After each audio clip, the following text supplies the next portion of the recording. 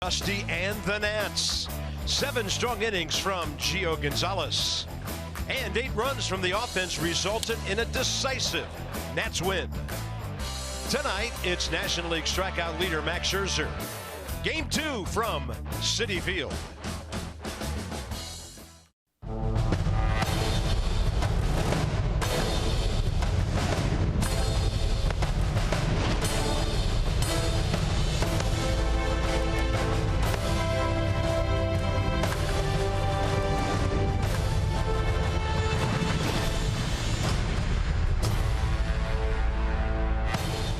Cool night, cloudy night. This is the Jackie Robinson Rotunda. Hey, look at the intensity of our friend on the right. He's ready for the Nats to take game 2 tonight. Way to go, guys. And it's Max Scherzer against New York. 9.5 is the spread in the East after last night's win. And the weekend looks pretty good. You got Max, you have Strasburg, Joe Ross Sunday. And Max has been very good lately and durable.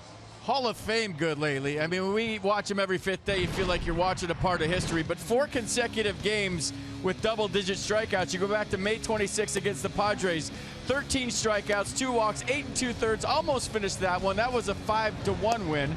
Then May 31st against the Giants, 11 strikeouts, no walks. That was a complete game victory, 3-1. Then he takes his act down south to Dodger Stadium on June 6. All he did was strike out 14 Dodgers in that one.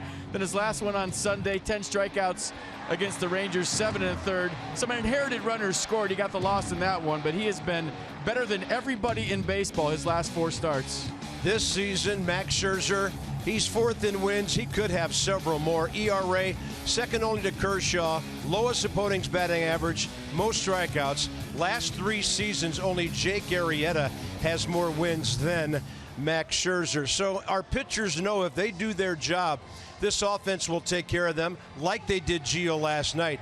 And Bryce Harper's been hitting some laser beams around the National League lately. Yeah, with this StatCast here, it's fun to look at the hit speeds of all the balls that Bryce Harper and everybody around baseball for that matter is hitting. But when you go to May 16th at Pittsburgh, people were asking me, the one last night harder than Pittsburgh? Yes, that was 112.6. Then on April 30th at Nats Park against the Mets, this home run, 112.8. And last night, everybody's still talking about this home run last night. Hit the seat. People were ducking for cover. 116.3 miles an hour. Solo home run in the first inning. So Bryce Harper hitting the tar of the baseball, and we're looking for more here tonight against the Mets. Yeah, Jay Bruce couldn't even catch the ricochet. It came back so fast. So Bryce's numbers up to 50 RBIs now, and part of this best in the National League offense. Last night, they gave Gio a lot of help. 8 runs, 12 hits, and the Nationals went 5 for 13 with runners in scoring position, batting .276, first in that in runs and 100 home runs.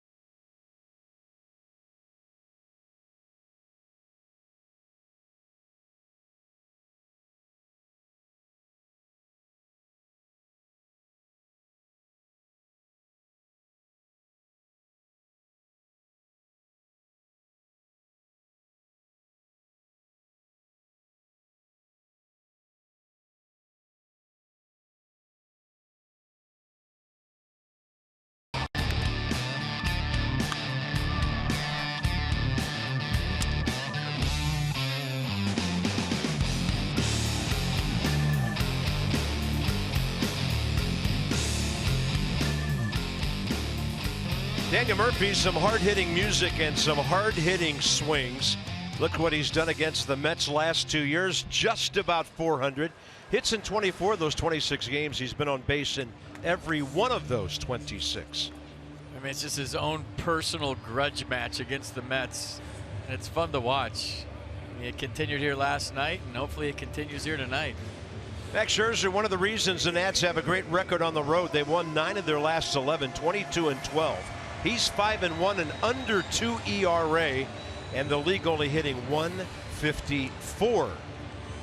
And the strikeouts, 11.5 every 9 innings. So if Max goes 10 or more tonight, it'll be the 5th straight time he's to do that. Scherzer getting hot. The Nats looking for a hot weekend. That's off to a good start.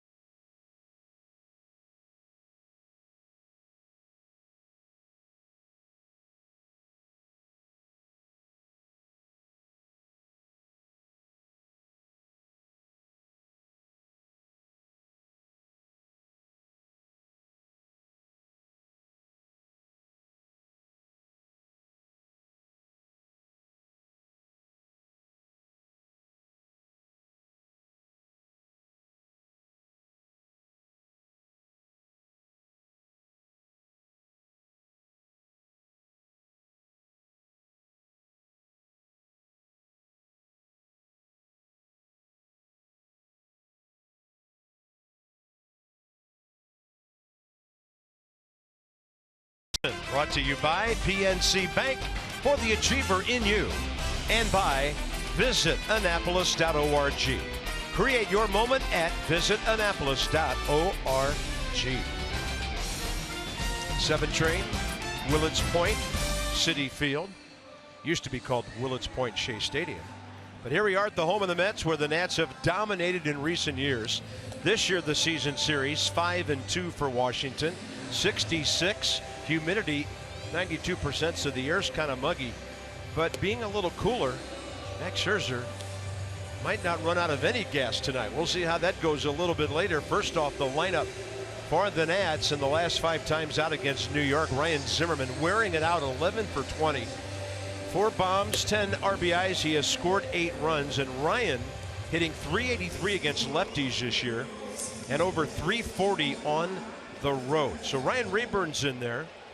Pretty much the regular lineup, the way things go these days without Jason Worth. And here's Steven Matz, 26 years of age. 3rd start against the Nats. Yeah, last start was game 2 of a June 10th doubleheader against the Braves. He earned the win, gave up 1 run over 7 innings of 5-hit ball, couple of strikeouts, 1 walk. 98 pitches, 67 of those for strikes. So fastball, curveball change, 3-pitch guy, fastball 93, play ball. Yeah, he's ready. First pitch at 7:09, a minute early, and he misses to Trey Turner. 0 for 5 last night. Reached on an error in the 6th inning because he pressured the Mets defense.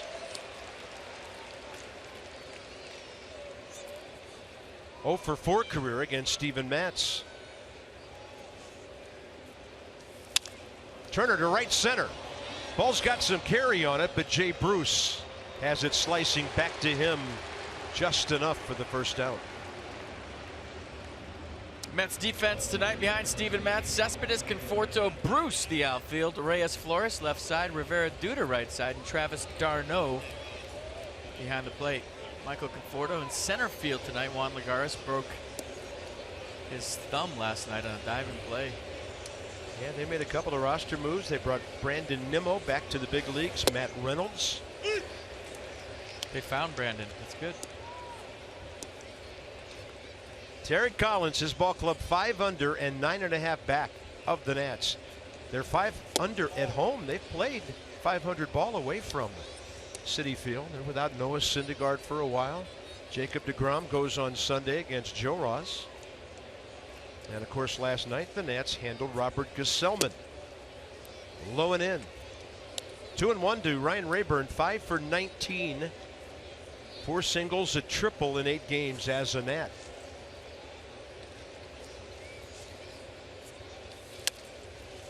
Pretty good rip. 2 veterans and 2 younger guys on the umpiring crew. The younger guys are Trip Gibson behind the plate, Nick Lentz at first. Ron Kulpa, 19-year veteran at second, and the crew chief Brian Gorman, there he is at third.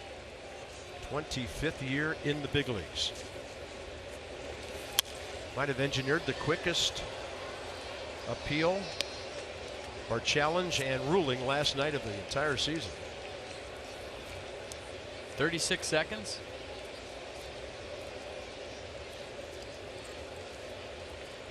Two to Rayburn. Harper next. Target in. Rayburn up the middle.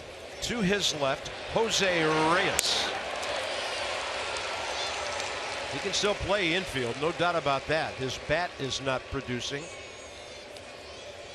2 outs and Bryce Harper, lefty-lefty matchup here.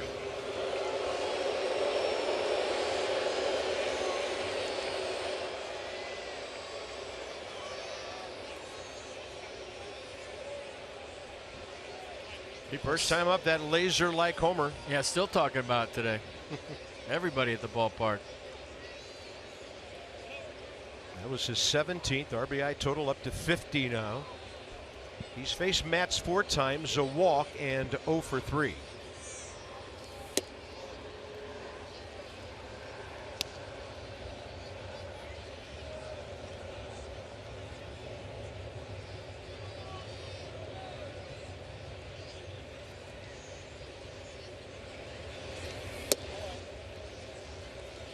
So the fastball, then the curveball missing.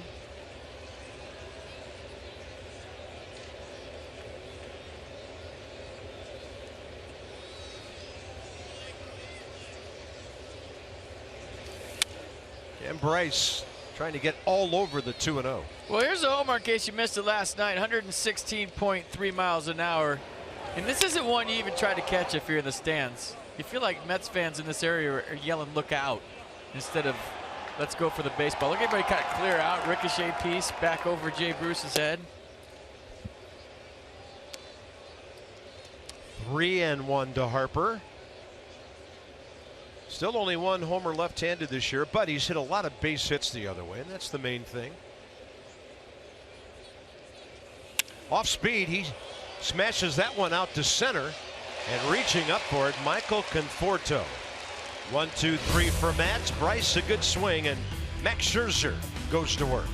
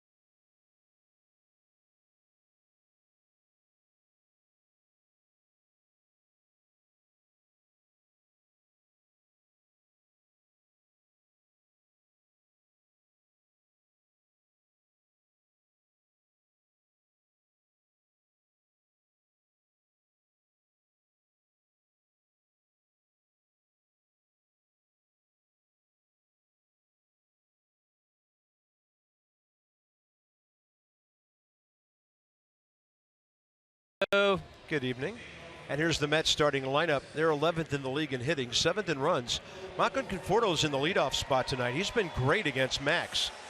Well, not from our standpoint. 6 for 15, 3 homers. He's 11 for his last 61, though.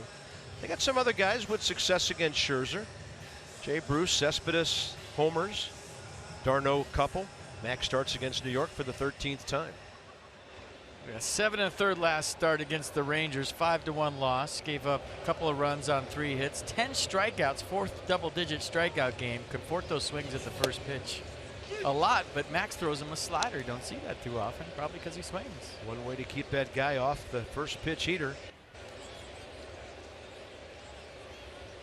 Came in late last night, Conforto, during the game that is, and played a little defense, had 1 at bat, and that's out of play. 0-2. So you weren't talking about like to his hotel room? No. Just came in late to the game. Here's the defense behind Max tonight. Rayburn, Taylor, Harper the outfield. Turner, Rendon left side. Murphy, Zimmerman right side. And Matt Wieters behind the plate.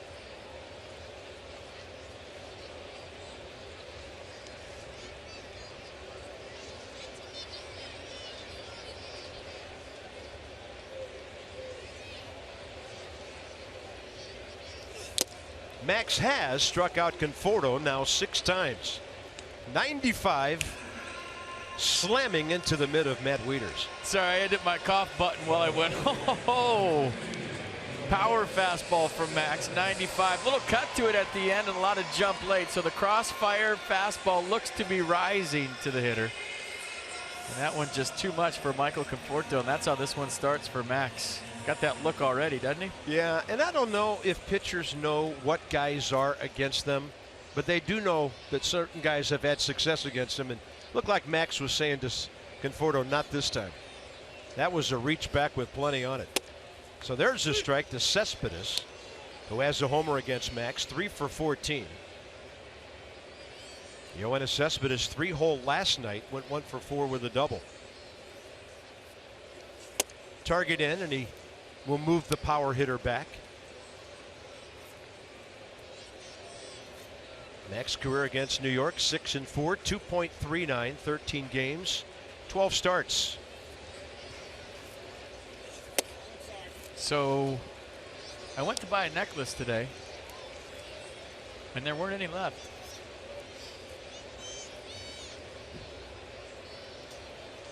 Maybe you should go shopping with the guy you're looking at. He's got them all. I just had to absorb you shopping for necklaces. 2 balls, 2 strikes. He's got like 6 on. Look at that. 1, 2, 3, 4. You can hear him. I was going to say, Ryan Zimmerman can hear him coming down the first base line if there's a ground ball. 2-2.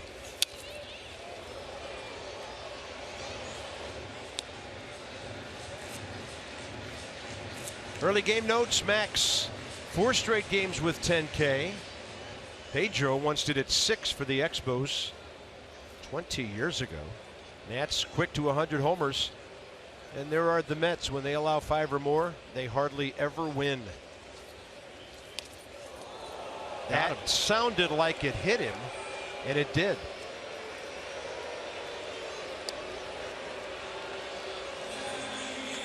Change up from Max. Got away. A lot of arm side run to it late. Where'd it get him? Yeah. Looked like the right quad.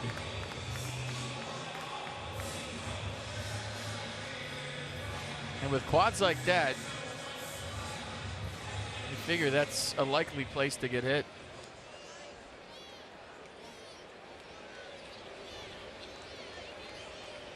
One on, one out. Here's Jay Bruce.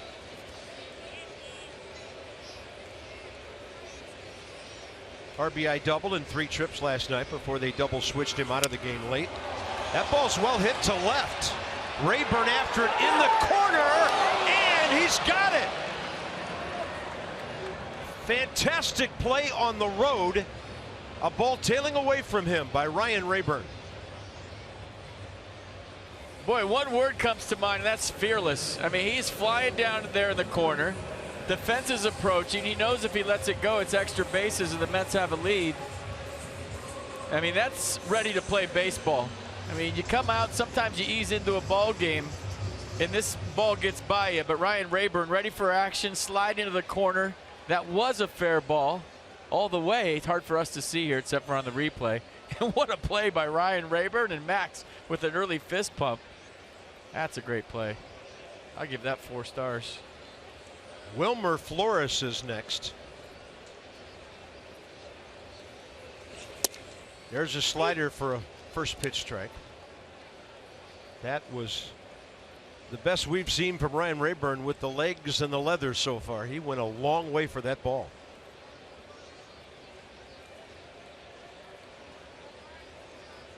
Wilmer Flores has been hot, 353 since the 1st of May. And only 3 guys in baseball with a higher batting average since mid-May than his 360. Daniel Murphy, Jordy Mercer, and Ender Inciarte. So they've got Flores in the cleanup spot tonight. We'll give you the career matchup numbers after the at-bat.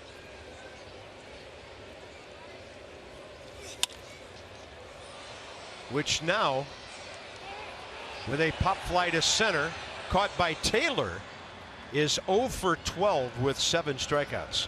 Ryan Rayburn saves the first inning. Never know when a game can be saved in the first inning with a play like that.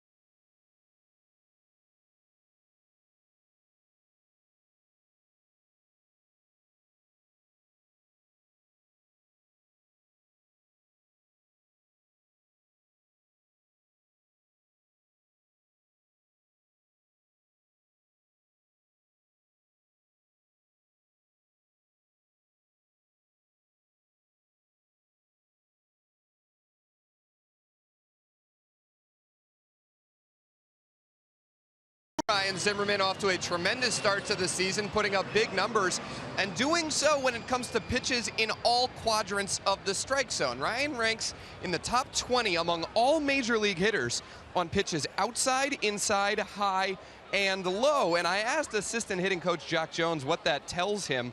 He said it shows that Ryan can use the whole field. He can hit the ball for average or power anywhere on the diamond. There's nowhere for a pitcher to go. And Dusty says it tells me that he's smart. He knows what a pitcher's trying to get him to do, what the situation is, as Ryan scalds one there into a line drive out. And guys, Dusty says it also says that he's not missing many good pitches when he gets them. He says you can be right, but if you miss that pitch and foul it off, it hurts you. So Ryan's smart. He can drive the ball anywhere on the diamond, and he's getting the pitches in all quadrants of the zone. Takes great plays on a regular basis to stop him this year. Dan with our Coons.com sideline report. Over 2 million vehicles sold and counting. Here's Daniel Murphy. So Bryce hit it hard. Ryan hit it hard. And Murph's liable to, right? Yeah.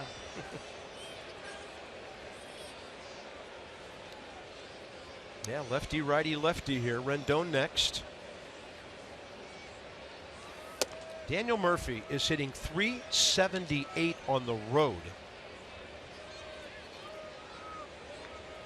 Only Jose Altuve at .416 in the other league higher in all of baseball. 2-0.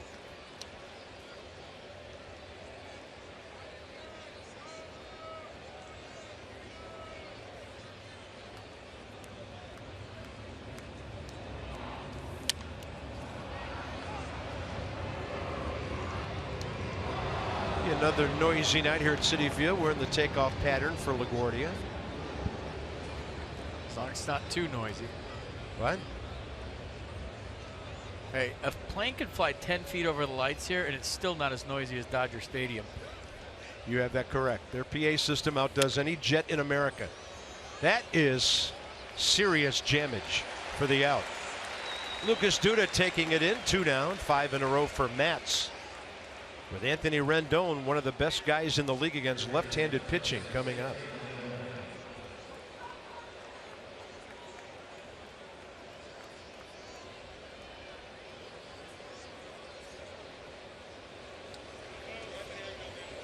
.319 his last 20 games. .382 against lefties. But he's never had a hit against Steven Matz. Anthony 2 for 4 last night. How many at bats? Not that many, 6. Nats have only faced him twice. Matz pitched a great game at Nationals Park a couple of years ago, shut him down in a day game. 1-1, 1.80 in 2 career starts. Tailing fastball, 1-1.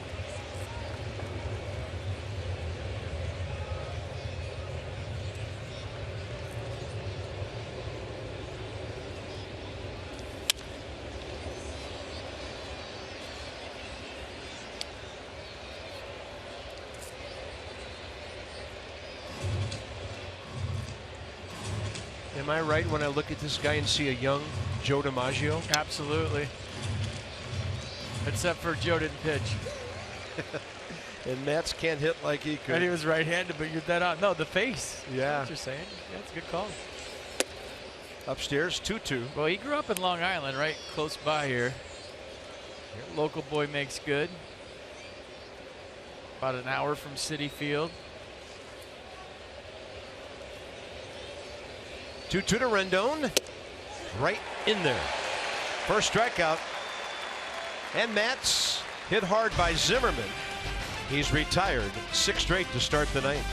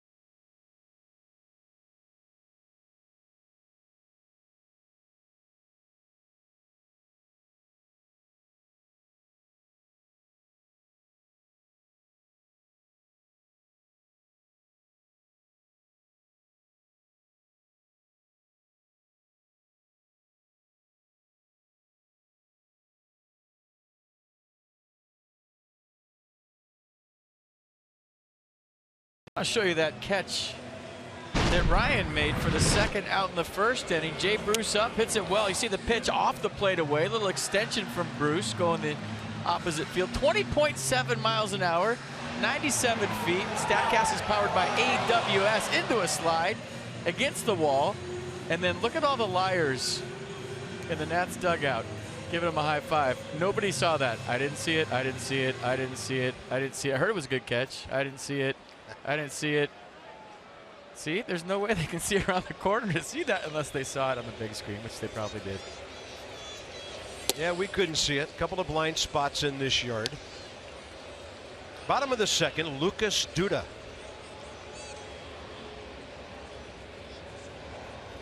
He did hit a ball out of the infield against Gio last night. Struck out once. Slider Up and in. Duda, 2 for 8 career against Max. 13 pitches, first inning, 10 strikes. Prior to the 2-0 pitch, Anthony Rendon moved further out towards shortstop, and now it's ball 3. I'll tell you what, I'm swinging here if I'm Duda. Maybe the best pitch you'll see the entire AB. Yeah, I mean, you get to 3-0 on Max Scherzer. That's maybe the only pitch you're going to see with a lot of plate that's hittable. And unless you're a speed guy, there's really no percentage in walking there. Because before you know it, it's going to be 3-2, and then now what?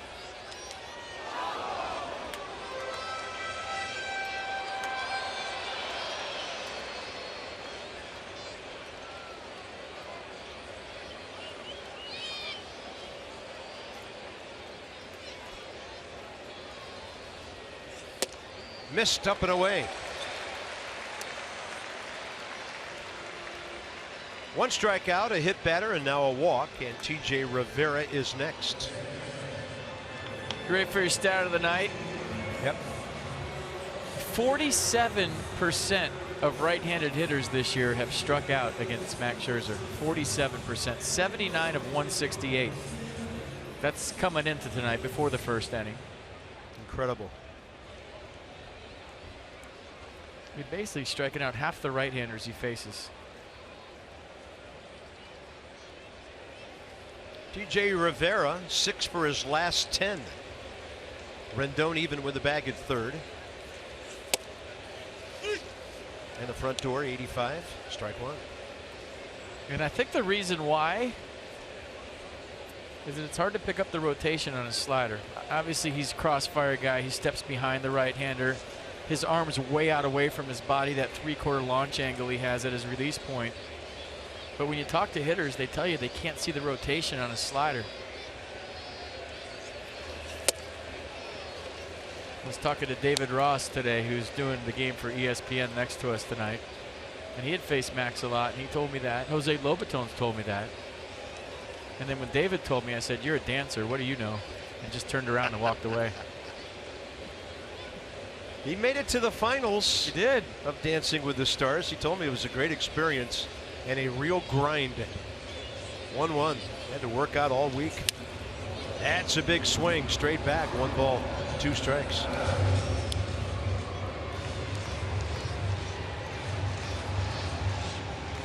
See, that's that extra gear, the spin rate when it gets into the zone. You see him underneath that, the ball stays up because it's still spinning so hard. When it gets to the plate, it doesn't sink like most balls do, because when the spin rate decreases, the ball goes down.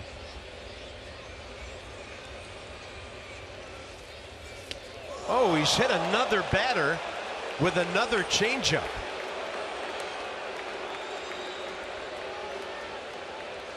Two on, nobody out. Yeah, just getting on the side of this changeup, and it's really taken off on him. That one gets Rivera in the backside. And you get on the side of that changeup, it gets the side-to-side action. You get on top of it, it goes down more than into a righty. He'll figure it out. It's the mid-range jumper. It takes him a minute usually to get the feel. Scherzer had hit 4 batters in 92 innings coming in. So they were both off-speed offerings tonight. Here's Travis d'Arnaud, the catcher.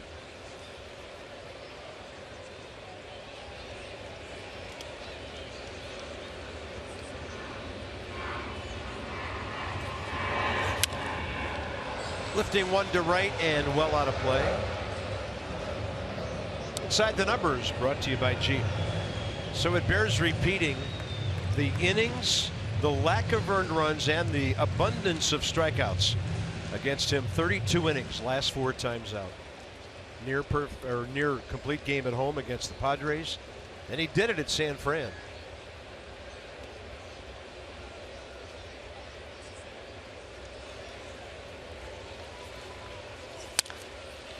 And d'Arnaud way out ahead of that breaking ball. No balls, 2 strikes.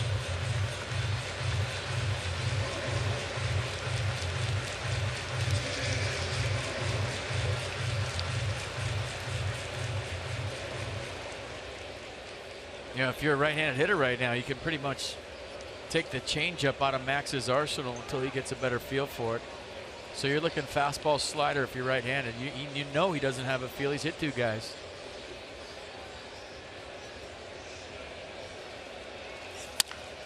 Right to Rendon. To second for 1. Murphy recovers and throws out the batter. Reaching for the first throw. Around the horn, 5-4-3. Well, you're wondering, is Anthony Rendon going to go to third base? But the ball takes him away from the play. So a feed behind Daniel Murphy, and that's where this play's made. Watch Murph. We talk about Daniel Murphy's defense a lot lately. That ball's on the center field side of second base. Behind him, he stays with it. Momentum going away from first. Plants throws and turns the 5-4-3 double play. That was nice on both parties' part. Runner at third, 2 down. Jose Reyes. Curveball for a strike. This is where in the past you'd have to worry about a base hit bunt attempt with Jose. I don't know that he runs well enough still to go ahead and do that here. And Matz can hit on deck, so this isn't an automatic pitch around.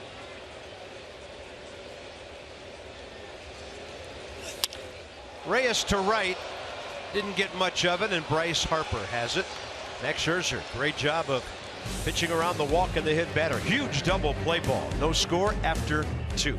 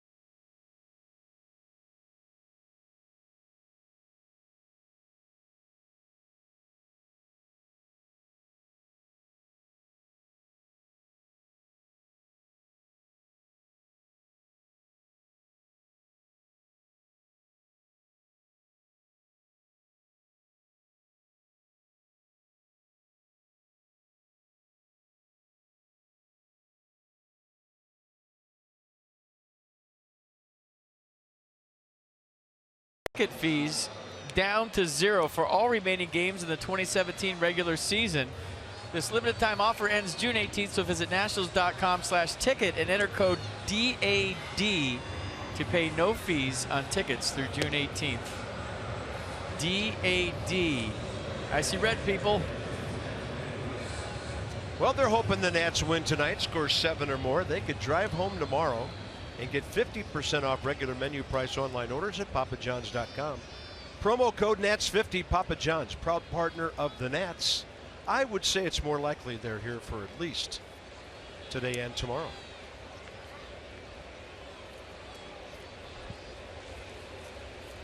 Six up, 6 down for Steven Matz. Here's Matt Wieters.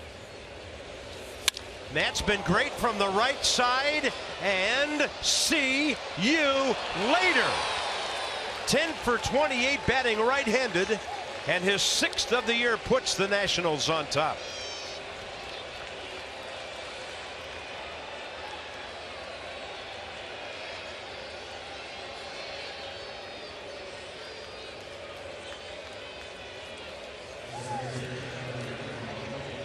Tell you what, you get through the first 6 hitters of the Nats lineup, and maybe all of a sudden you take a deep breath and say, oh, here comes 7 and 8. Well, 7's a 4-time All-Star and a 20 home run guy.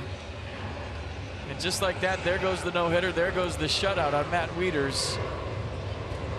6th home run of the year.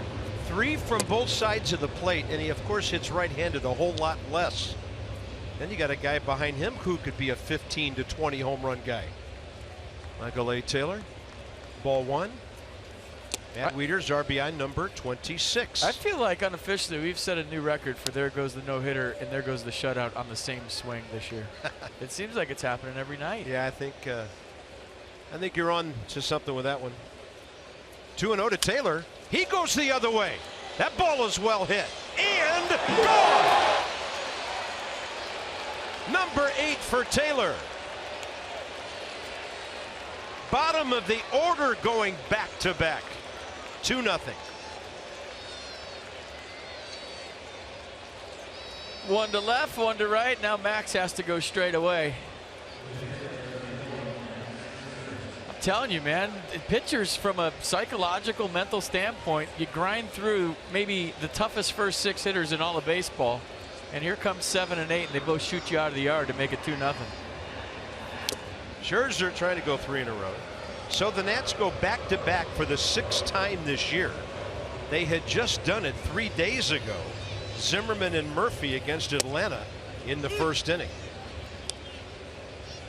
Runs early with Max on the mound are always huge. And not to be lost in all of this, Michael A. Taylor with authority the other way. His 17th extra base hit in his last 32 games. Scherzer takes strike 3. All right, let's see. There goes the no-hitter. Wow, I love his right-handed swing. It's just short, compact, powerful. See Jose Reyes, he didn't even move at shortstop. He knew that was gone. So over the M&Ms. Then Michael A. Taylor going the other way.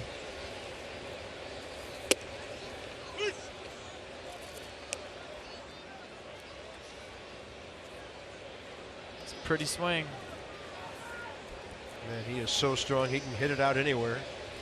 High strike call to Trey Turner. Hit a fly ball to right first time. So Matt Wieters, 123 career home runs.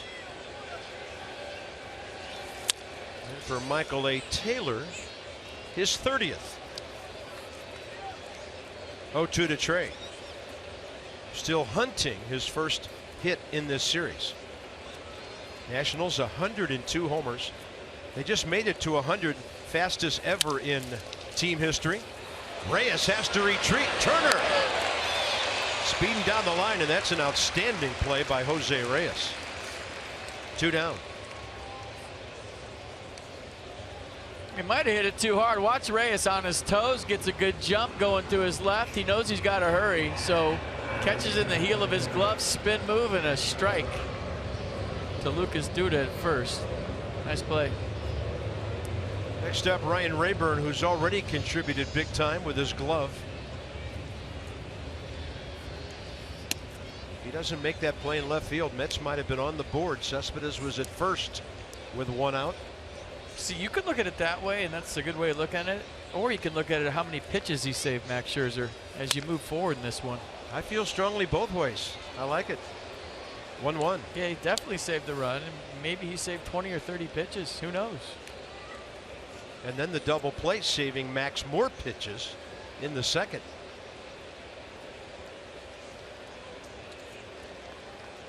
Well, you talked before we even threw a pitch last night about the importance of getting out of the gate in this series, and now the Nats have done it beautifully in the first 2 games. They come out breathing fire, baby, and let that team right behind you know what they're up against.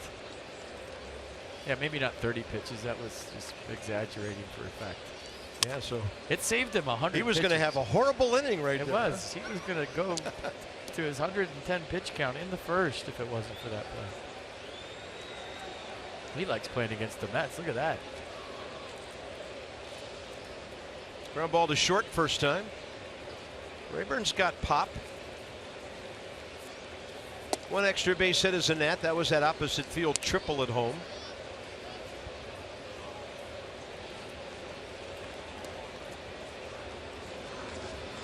Ryan Rayburn 91 career homers, 352 RBIs. Nats will drop a breaking ball in on it. Loud start to the top of the third. Matt Wieters, 6 homers on the year, and that's his third in 28 at-bats right-handed. And then Michael A. Taylor, a rocket going oppo, 2-0 Nats.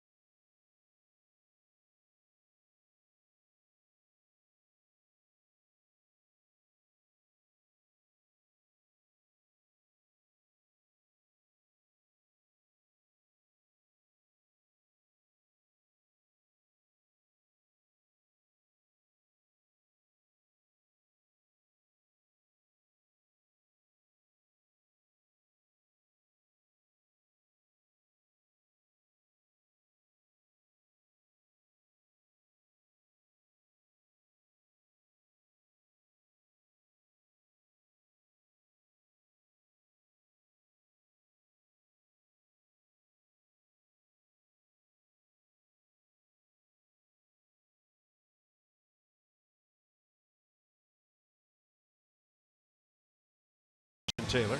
We have a VW moment in history. Doesn't involve the Nats, but it's on this date back in 1978. Tom Seaver, his first and only career no-hitter. He had taken a hitless game into the 9th inning 3 different times during the first 12 years of his great career, and this one was actually with the Reds at Riverfront Stadium over St. Louis, including it's a lineup with Lou Brock, Gary Templeton, Ted Simmons, Keith Hernandez. And we know what Max has been able to do already once more. He only had 3 strikeouts in that game. How about that? And it doesn't have pitch count on Baseball Reference, but if I had to guess, it was 217 pitches. Yeah, it's fun looking at some of those old box scores because you can't find out what the pitch counts were. As FP mentioned, Steven Matz can swing it 0 for 3 this year, 9 for 53 career, 7 RBIs. Max Scherzer right now 30 pitches, 20 strikes.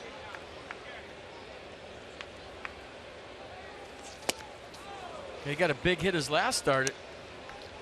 Terry Collins was looking for Yoenis Cespedes, couldn't find him. He wasn't ready, so he sent Matz up there, and he got a base hit and an RBI. He was ready to pinch hit for him. His day was over. Sent him up there to hit because his bench was short, and he came through. Like look at that stroke. No batting gloves. Old school Matz, and he pured that ball up the middle. First hit against Max Scherzer. That's a good swing. That's the best swing the Mets have taken so far. Look how short, compact, right to the baseball. Right back up the middle. So he's now 10 for 54 career.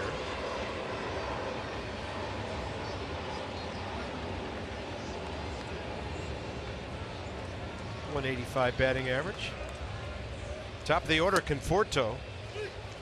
Remember the reach back 95 on which Max struck him out first time up. See, this is where you get the feel for your changeup now, because it fades away from a lefty. You don't have to worry about drilling anybody, and you get confidence in it to throw it to righties moving forward.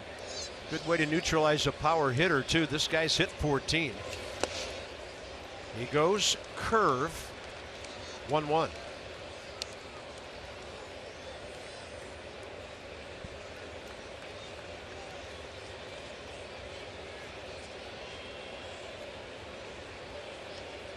Conforto just 24 years of age. It's at 35 homers already. Parts of 3 years with the Mets. Well, that was away. That was the changeup. He rolled it over, and Turner turns it. 4-6-3. That's defense behind Scherzer. Second double play. I'll tell you what, when you're a team that doesn't have speed and you rely on the home run, you can't hit the ball on the ground because double plays are going to be a regular occurrence. And Daniel Murphy got a tough in-between hop there. Did you see him stay with it? Good feed to Trey Turner. Comes across the bag for the 4-6-3 double play. Yeah, Daniel had to wrestle that one a little bit. It was hit hard. Base is empty, 2 outs, and this is the way you like facing Cespedes. Not that it's ever fun.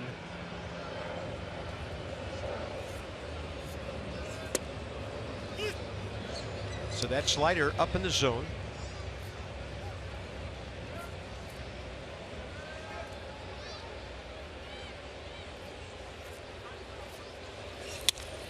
High pop fly. Trey Turner looking at it. Only 1 strikeout in 3 innings for Max Scherzer. You get the feeling he could pitch deep, deep into the night.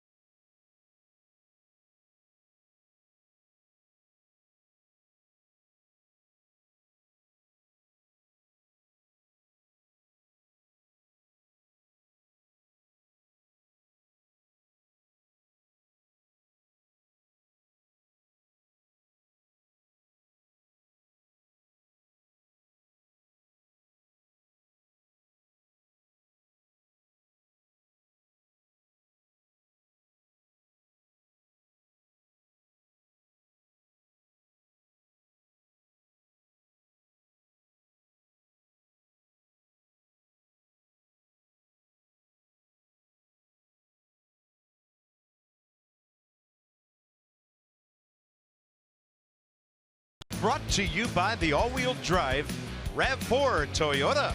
What drives you? Visit buyatoyota.com for great deals. Gut bomb, gut bomb, gut bomb. Put some more onions and peppers on it, make it more of a gut bomb. Oh, good luck with that. Seriously. Good luck. Let's segue somehow to our Navy Federal Credit Union troop recognition. Proudly serving the armed forces and their families for over 80 years. That's Howard Stein. And Seth Lugo presenting him with our flag. That is so cool, the way they present their veterans they honor here with the flags. Federally insured by NCUA, that is Navy Federal Credit Union. Thank you, sir, for your service. Top 4, here's Harper. 41 pitches, 21 strikes. Steven Matz, good heater.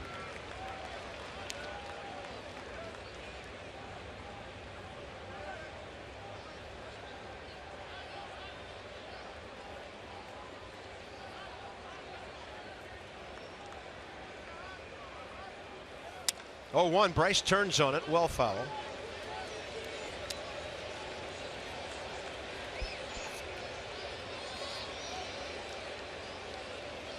Bryce hit the ball hard, lined out to Conforto in center first time, ending the first inning. Matz has now given up his first 2 homers of the year. He's only making his 2nd start. Boy, ever since you made that Joe DiMaggio call, I mean, that's a 10 out of 10. Yeah.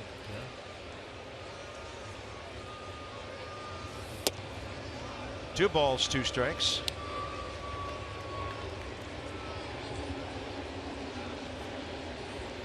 It's like the way Bryce is balanced again, not lunging toward the pitcher, his head so still.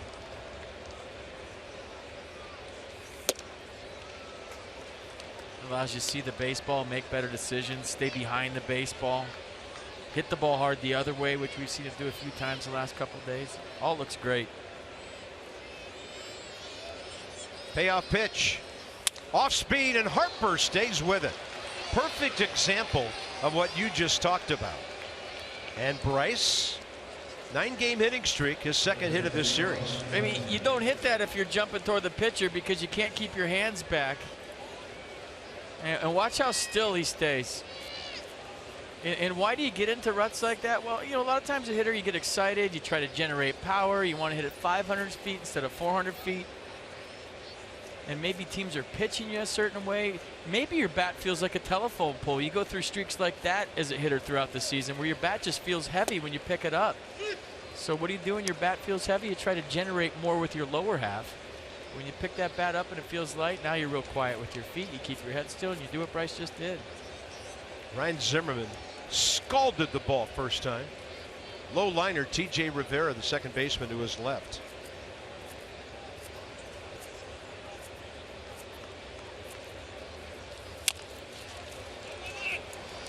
Looks like a hit.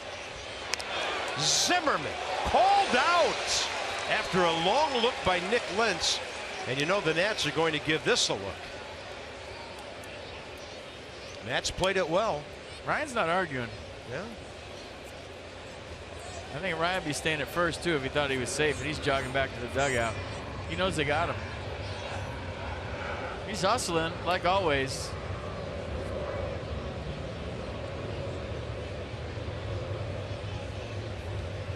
Murphy steps into the batter's box. Dusty says play on, and we will. That's very well played.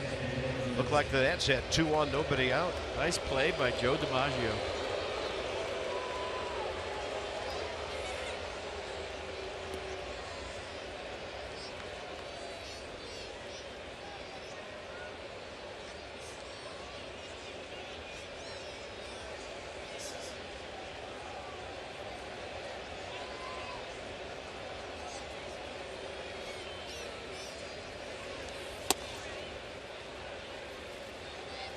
Murphy got jammed first time.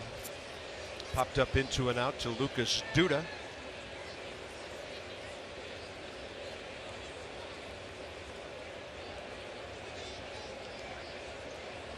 .45 RBIs. Murphy just 2 ribbies out of the top 10 in the National League.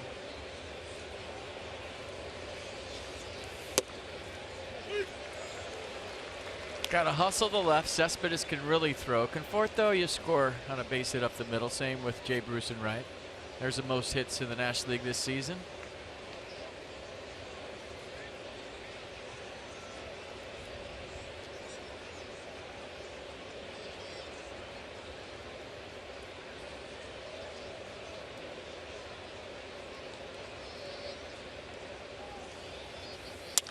Murphy. And Harper does the right thing by not freezing, but going backwards to the bag. 2 outs.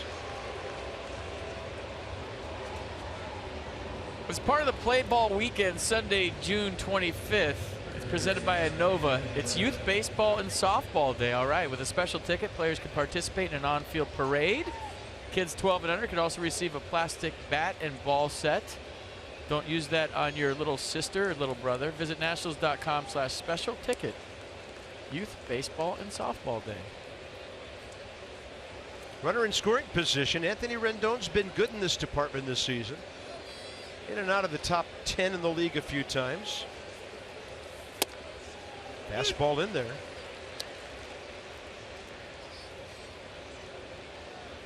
.357. 20 for 56 with runners in scoring position.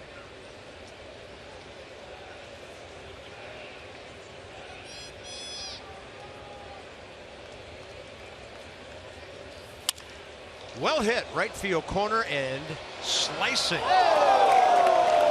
Great pick down there. Didn't miss the right field pole by a whole lot with that drive.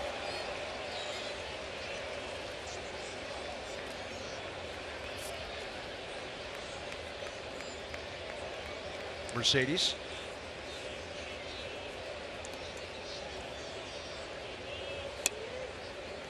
That's a great catch. Wow. I didn't see that because we can't see that from where we're sitting. What a play. That's going to make all the highlight reels.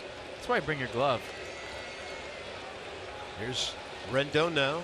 0-2.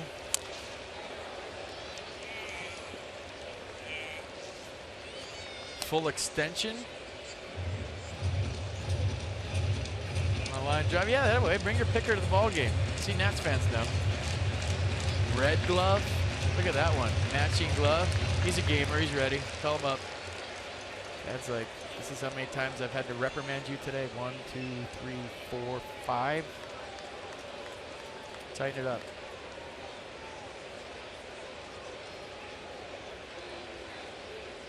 Oh, 2 again. Such a late swing and able to spoil a tough pitch. I mean, if they had a stat for leading the league in 2-strike foul balls, he'd be right up top, wouldn't he? Yep. He'd be leading in check swings.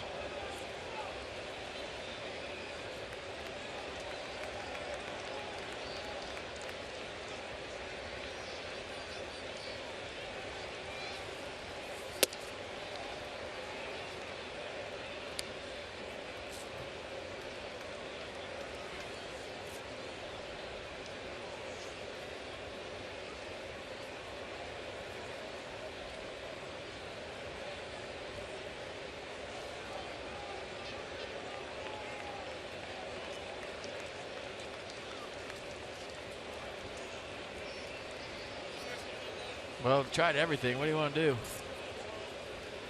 The thing is Anthony doesn't really expand his zone to terrible pitches with 2 strikes. He's swinging at strikes, near strikes. He's got those quick wrists and strong forearms and such a quick bat that he can wait a tick longer than most hitters to decide. That's why he spoils a lot of pitches. And that can be frustrating for a pitcher. Like, what do I throw this guy? I mean, if I throw him a fastball in his eyes, he ain't going to swing. Maybe Travis d'Arnaud said, we are trying to figure out what to throw you. Saw the smile from Anthony. Dan Worthen, the pitching coach, was also perusing the situation. Way inside. So Rendon has worked it back even. Matt Wieters, home run guy, on deck.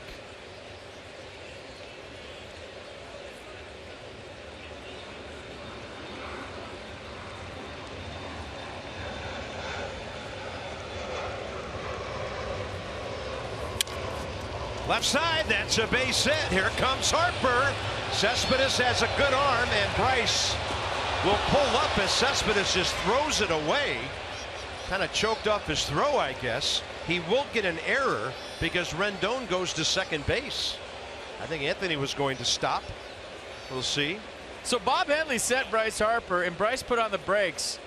And when Bob sent him, I'm thinking Bryce is out by a mile with Cespedes' arm. And then Cespedes tries to backdoor Bryce at third base. Or he knows the angles here at Citi Field and went pool shot. Watch this throw to home. 8-ball corner pocket. It ricochets perfectly to Travis d'Arnaud at home. Unbelievable. And they're having a talk about it.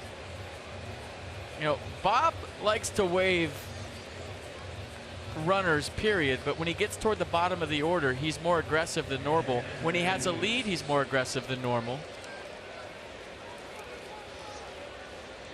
They do give Cespedes an error because Rendon continued on to second.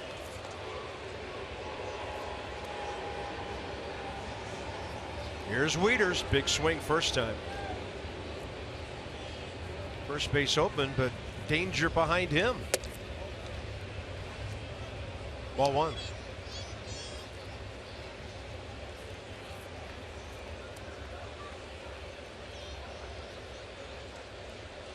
Yeah, what do you do here? You got Tater coming at you.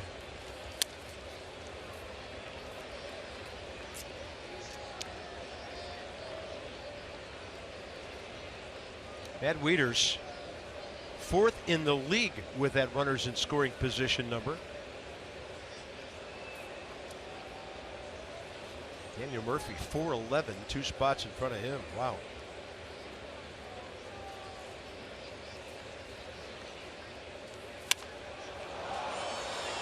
High fly out to left center. Conforto. Natso failed to score after picking up a couple of hits. They strand their first 2 runners of the night.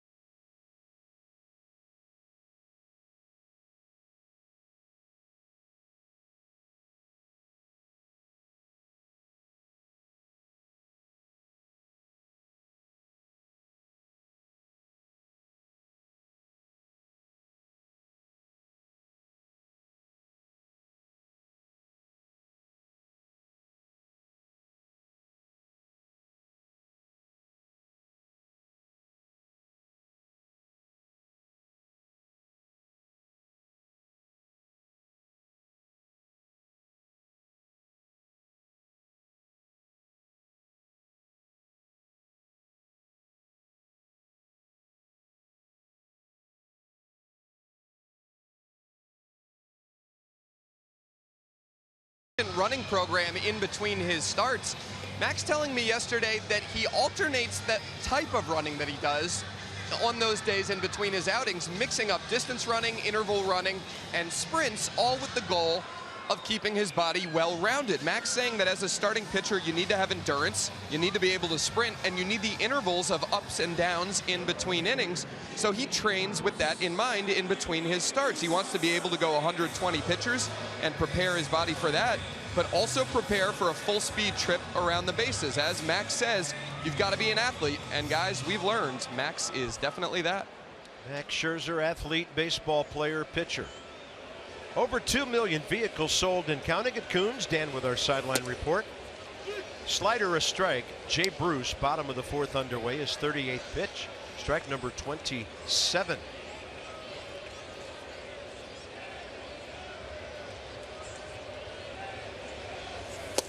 By the way, Max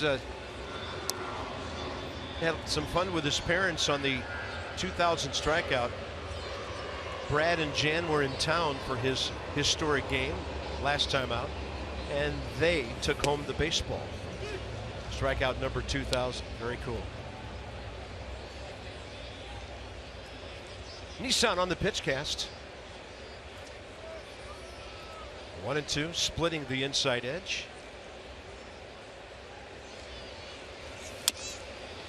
And guess what? He's starting to work that changeup, isn't he? Got the double play ball and that foul ball there. What his folks didn't tell you is they sold it on Craigslist. Oh, come on. They did. For a lot of money. I tell you, Brad, he's a guy, he likes the history of the game, and he likes memorabilia.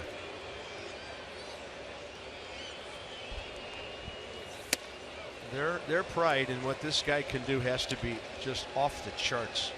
Oh, any parent whose kid is successful in whatever, whether it's baseball, just life, period. 2-2 to Jay Bruce. Target in. Down and in.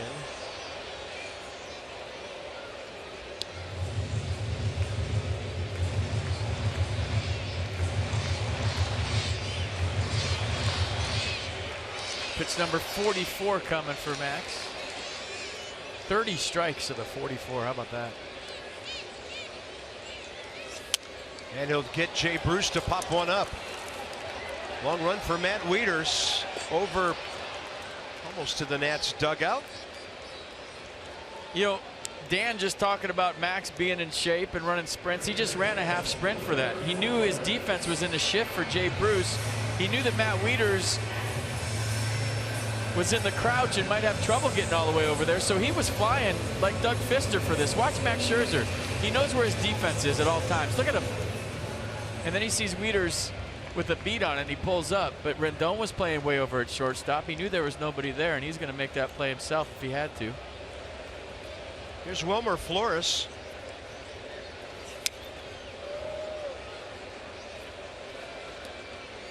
Fouling straight back to the 94. Fly ball to center first time.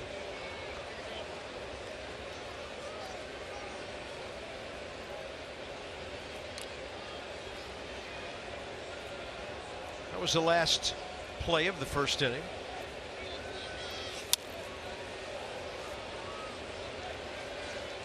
Last 20 times these teams have met, the Nats playing .700 ball against the Mets.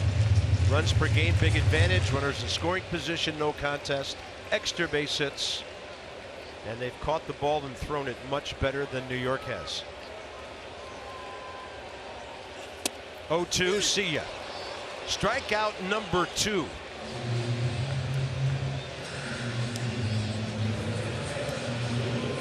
Yeah, Mac's not doing it with the strikeouts yet, and I'm going to say yet. Been using his defense a lot. A couple of double plays tonight, some ground ball outs, some fly ball outs, and now a strikeout that Wilmer Flores didn't like. He thought this was down. Where did it cross? Looked like right at the knees. That's where you look to an umpire if you don't think it's a strike. You say, hey man, he doesn't need any help. He's good enough. Here's Duda. Belt high fastball, inner edge. Walked him first time.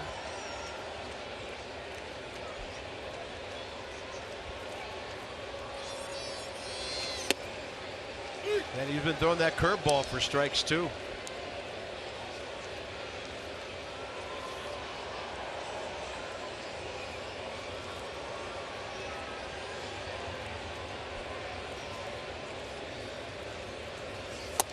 Changeup, see ya.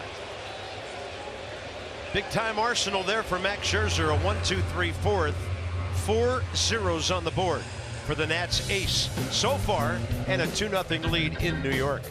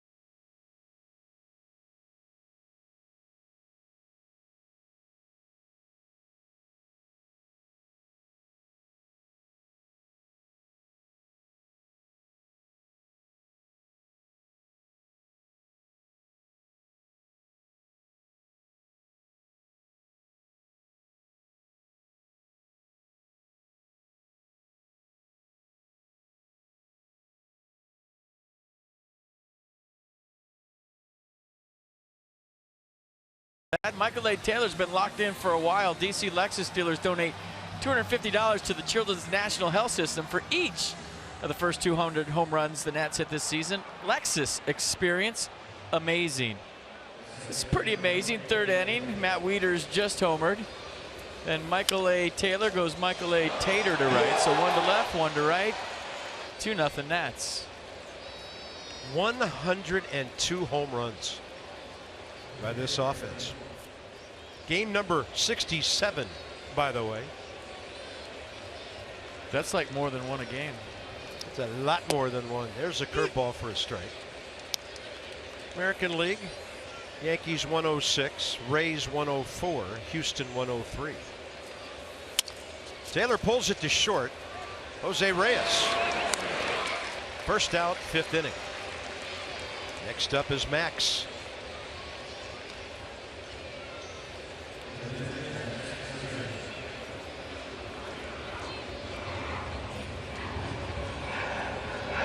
Took a 3rd strike, first time up.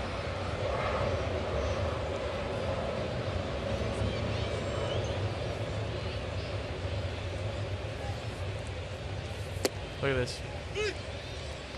Someone sent me a picture of a young Joe DiMaggio and Steven Matz side by side. It's incredible. It's incredible. Wow. I mean, it's like they're twins. And Max will head back to the dugout. Couple of ground ball outs. Calling all Who's. You know who you are. You UVA Cavaliers. Saturday, June 21st, celebrate the first of 7 college days at Nationals Park. Get a special ticket at nationals.com/special ticket.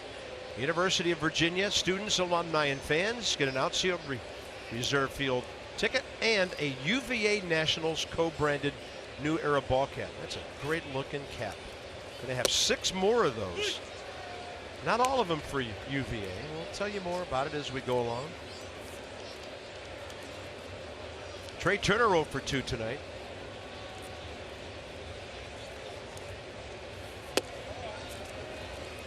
See how he took that pitch? And that's what he fights every day. It was a fastball away, and there was just a little flinch with his front shoulder. When that shoulder stays buried on that fastball away, he drills it. He drills that one, pulling it left field corner. Trey Turner, 6 homers, 4 triples, and that will be his 12th double of the season.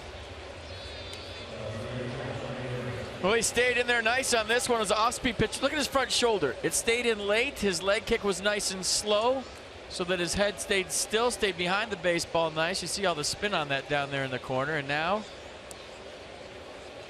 Ryan Rayburn has a chance to pick up Trey Turner. That was a pretty swing. Yeah, a little momentum interrupt there. Matz was keying on a 1-2-3 inning. Might be more than a momentum interrupt if you can get a 2-out rally going. Yeah, that'd be big time interruption. That's by 2. Get the big boys lurking, and sometimes you think about them more than the guy in the box, and it gives a chance the guy in the box to do something.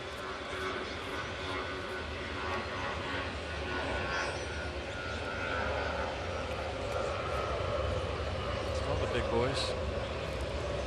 Rice has hit it hard twice tonight.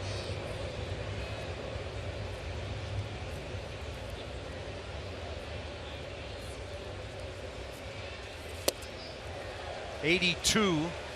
Ryan pulled off it on the change. Counts even, 1-1. Mercedes-Benz on the pitch cast.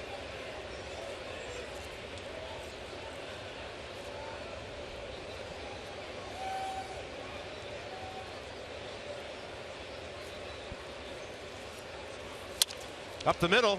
Pitcher slows it down. Rayburn's got a chance, and he beats it out. Turner to third. And Harper will bat. Terry Collins has his hand in the air as we speak. And they're right by first base. That was close, real close. So 10 seconds to hold, check that box. Now he's got 30 seconds once the game is held to say yes or no. Where's he going? Play on? Looks like it.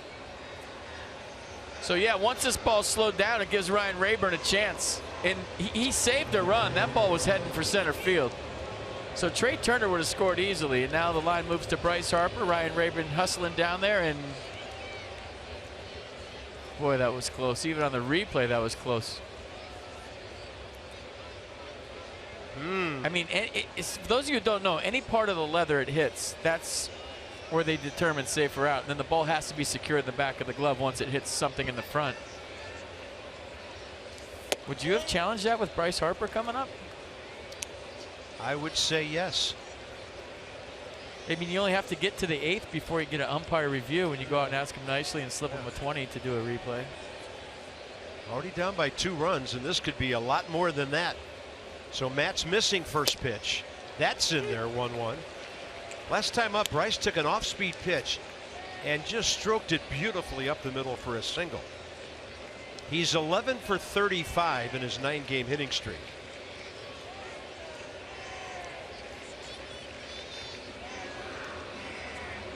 Target in. Careful. Busted bat on a one-hopper to T.J. Rivera.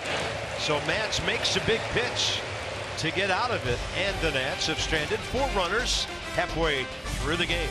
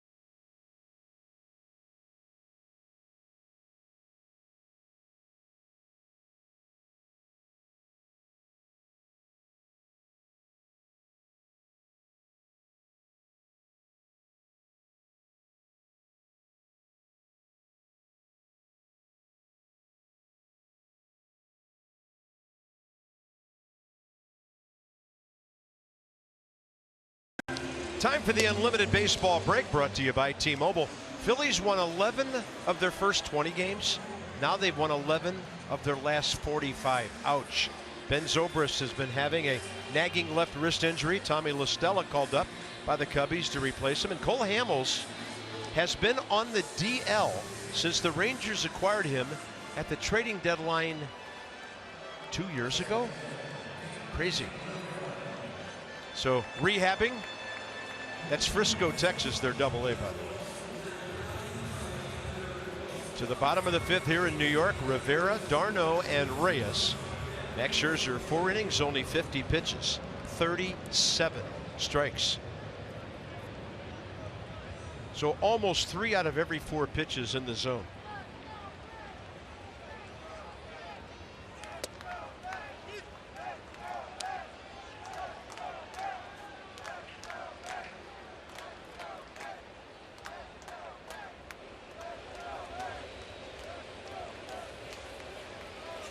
Correct one thing. First time Hamels has been on the DL since they got him. Gave him a pretty good season last year. 2-0, 5 starts this season. Correcting our little miscue there on the Rangers starter. Pretty big miscue, actually. Sorry. 1-1. T.J. Rivera way outside. 2-1. Matt Wieters said something interesting after Max Scherzer's last start about how he has a way of shaping his pitches in there and kind of seeing where they start and where they finish and putting them in the right place. I'd never heard a catcher say that before. Look at that drop.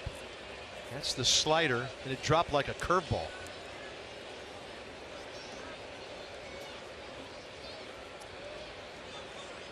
It's number 55 coming, 39 strikes. Yeah, 6, 7, 8 here, approaching the bottom of the order. Fastball up, 95, and here they come. 3 Ks in a row for Max Scherzer. You're talking after that one. Something about that slider fired him up, because after the strikeout, you see the body language, the little snap, and then as he's walking around, we get a little Max Scherzer flavor here early tonight. He was talking to himself. I love it. Travis d'Arnaud, 5-4-3 double play ball first time. Engineered by Rendon and turned beautifully by Daniel Murphy. Strike 1.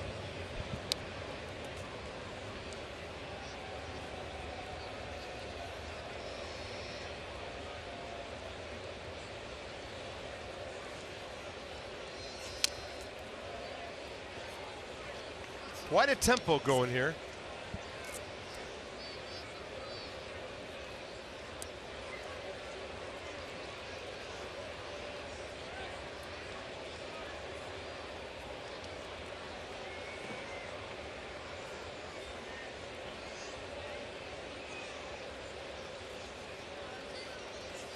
Yeah, I talked to David Ross about Max Scherzer's last 15 pitches. They're doing the game next to us tonight. And I said, watch his last 15, 20 pitches when he does all the facial stuff. He fires himself up. He talks to himself. He swears at the hitter, whatever he does.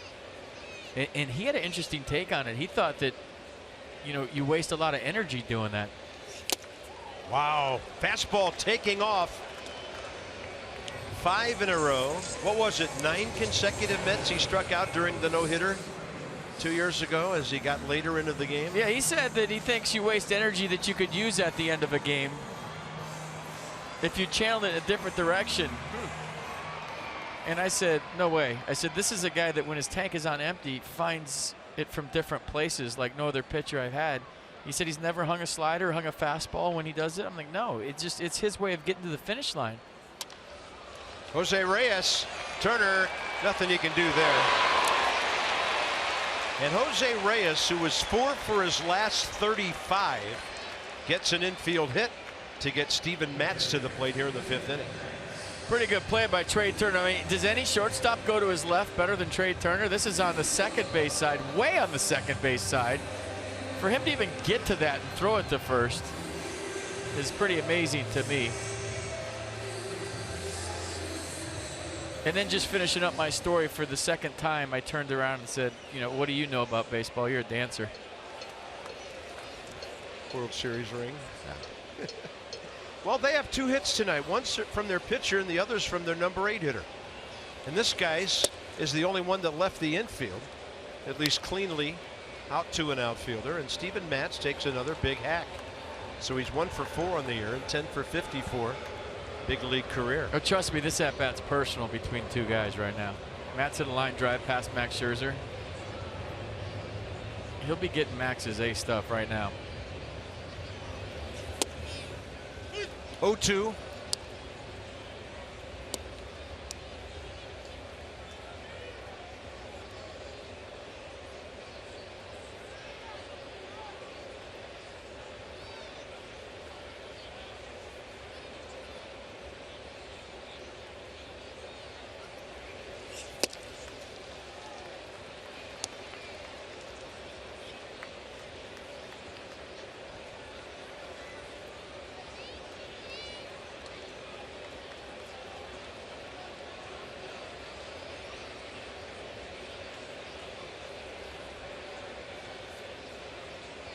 And a 1-2. Throwing a lot of sliders to the opposing pitcher. Well, threw a fastball, went right by his ear last time, so he's trying to punch him out with a nasty slider. Maybe overthrew the last couple because of what I said initially in this at-bat. Or another one.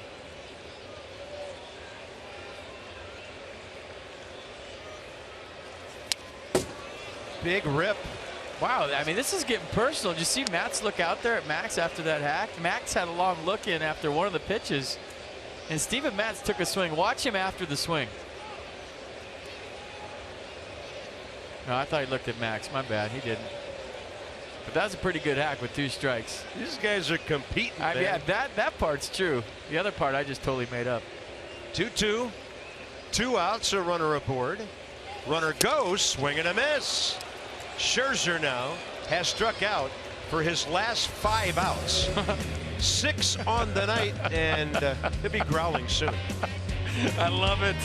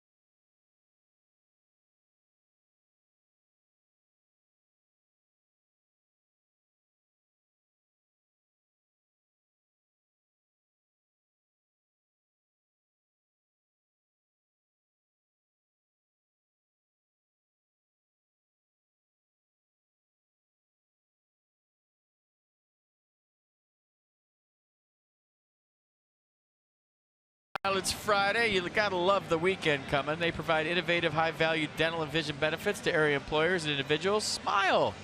It's Friday. And Anthony Rendon's always in this. Anthony and Dusty. And her. But I don't know her name. She's always in it. A lot to smile about for Nats fans so far this weekend. Long way to go. But it's trending well, isn't it? We're going top 6. Zimmerman, Murphy, and Rendon, 2-0 Washington. Nats have 6 hits. 3 innings in a row with 2 hits, but the big 2 were in the third.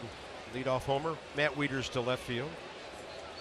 Back-to-back, Michael A. Taylor, right field. Since then, singles by Harper, Rendon, Turner, and Rayburn. The Nats have stranded 4.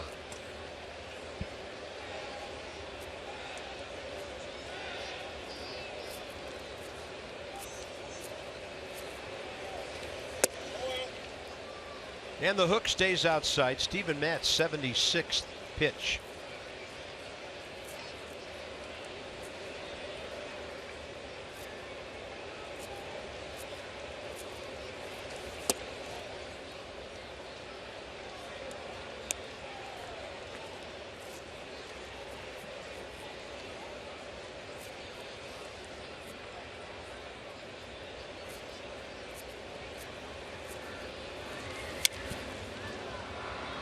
Ryan all in on 2-0 there. This is a meaningful statistic to a lot of you lifelong Washingtonians, and we understand. Frank Howard, Roy Sievers, Jim Lemon, great Senators. A couple of Nats on the rise, and Ryan Zimmerman 3 away from Hondo. Bryce will be making his way up that list quickly as well. Hot shot to short. Reyes to a knee. Plenty of time. First out, 6th inning.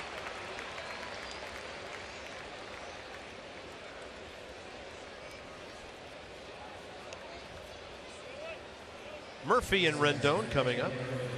Peanuts back in town June 22nd for a 4-game set against the Carolina Mud Hens, or the Mudcats.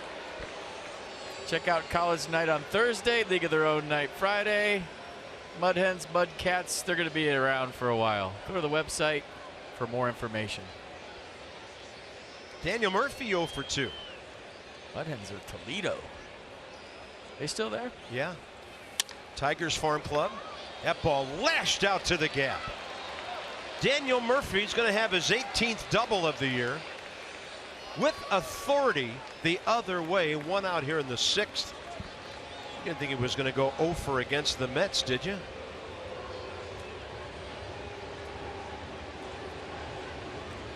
So the Nats have hits in 4 consecutive innings. Rendon is next, and he singled last time. So that's 27 straight games against the Mets that Daniel Murphy has reached safely. This one a bolt in the gap. And the torture continues. 86 hits on the year. Game number 67. A pace a lot like last season's. There's Anthony Rendon, 1 for 2. Finally got his first career hit against Steven Matz after 7 attempts. Bounced it through the left side. That play in which Bryce Harper stopped at third.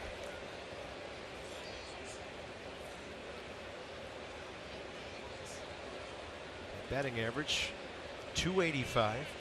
On base percentage right about 100 points higher.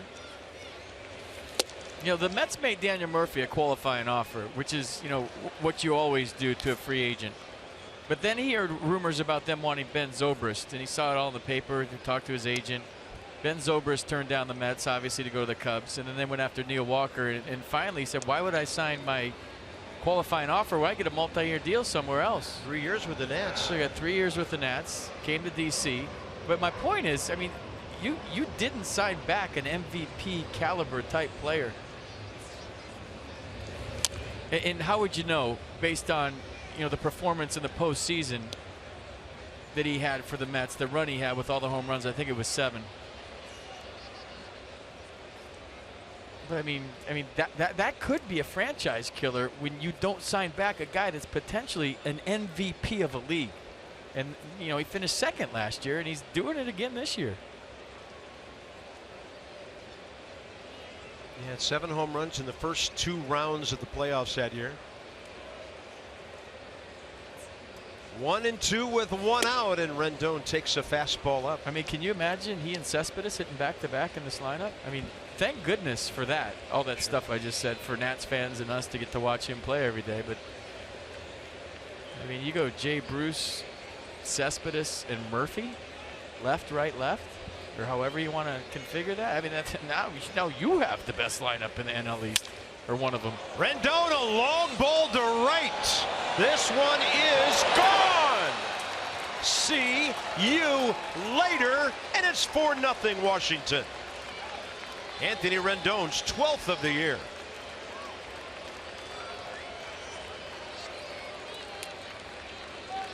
That's big time pop. Big time pop. He just went out to the deepest part of the ballpark in right center field to make it 4-0, and that's after a tremendous at-bat last time up where he battled, fought, and ended up getting a single. The most underrated player in this lineup. You're looking at him. Absolutely. 42 RBIs now. Here's Matt Wieters. He takes ball 1. 4-8-0 Washington, 0-2-1 New York. The Nats have outscored the Mets 12-3 in this series so far. That ball is gashed. Flores was near the line. 2 down. It's a bunch of home run hitting fools, aren't they? First Matt Wieters, then Michael A. Taylor, now Anthony Rendon. Look at the spread out stance, barely strides, such quick hands, lightning quick hands, lightning quick bat. My goodness, that ball carried a long way. A lot of backspin created, and then you get your helmet taken off by Jose Lobaton. There's Michael A. Taylor, who hit one further to the right from that early in the game. He goes to short for Reyes. Just like that. Boom, boom. Murphy, opposite field double. Rendon, opposite field home run.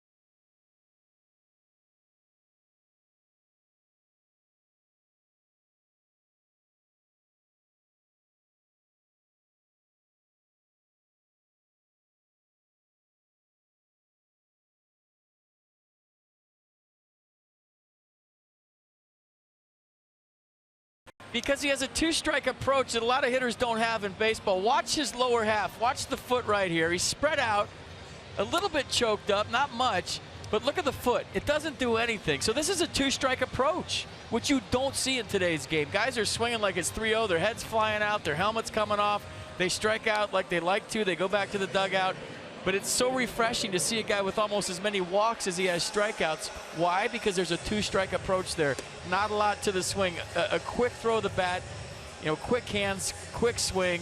Not a lot of guys can do that either. I don't want to make it sound like, hey, everybody can swing just like Anthony Rendon. Paul Molitor comes to mind, if you remember him and his approach. Maybe Nomar Garciaparra didn't do a whole lot and had a real quick bat. But if you have the ability that he has to wait as long as he does for a pitch, you can do what he just did. But I love seeing guys put the ball in play with 2 strikes. And, a lesson for everybody in the big leagues. He did it with authority. Just hit a 2-run tater. Max Scherzer has retired 8 of the last 9 Mets and 10 of the last 12. Top of the order, Michael Conforto, bottom of the 6th for New York. You really can't teach what he just did. I mean, the bat speed and the wrist and that's all God-given. But the mental side of it, the approach that he has to utilize that can be taught, and it has been taught to him somewhere along the line. Anthony Rendon just looks like a kid out playing ball in the yard every night. And the things he can do. Sneaky best player in the National League, I'm telling you. 1-1, Conforto, a strikeout and a double play ball. Scherzer misses away with the heater, 2-1. So a big time shutdown inning here for Max. His lead has been doubled. And he's facing 1-2-3.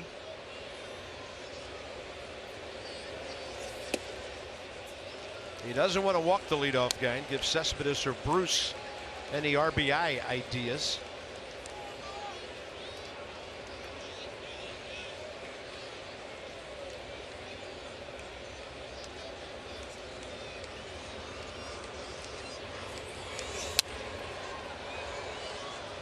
Mets box. Cespedes hit by a changeup, 1 out in the 1st.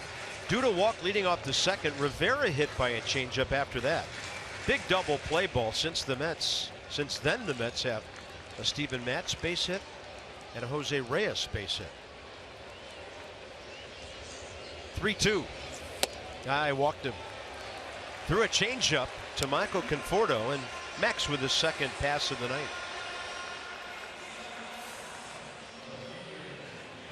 Cespedes next.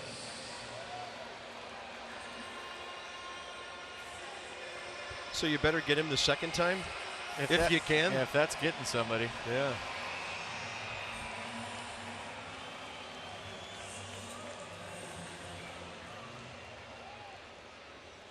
Cespedes against Scherzer, updating the numbers here. 3 for 15, a solo homer, 7 strikeouts.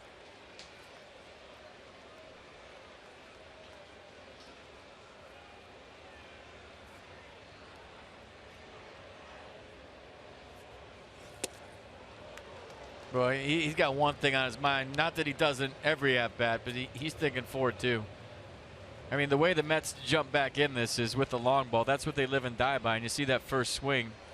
Was that a 93-mile-an-hour cutter for Max? It seemed like it was going up and away.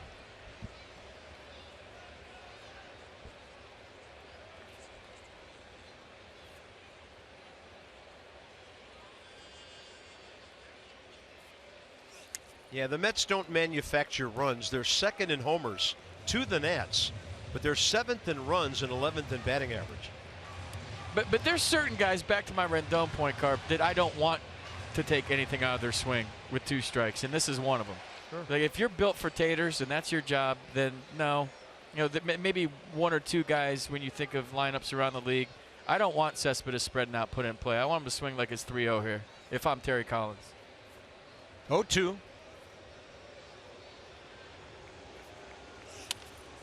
Got inside on him and got the pop-up. Big out. First one in the 6th. When you have insight, you know how to handle your finances with confidence. Brought to you by PNC Bank, for the achiever in you.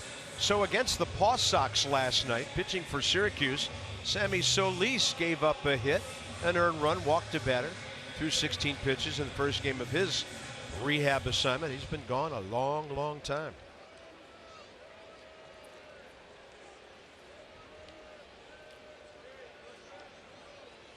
Left elbow inflammation put him on the DL April 19th.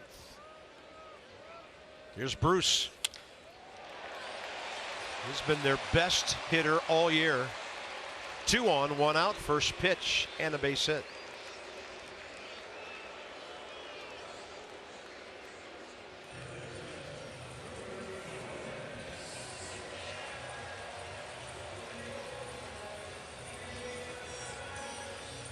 Next up is Wilmer Flores.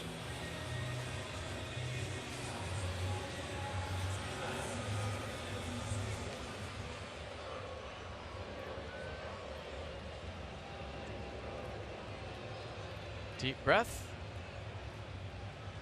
Regroup. Go to work.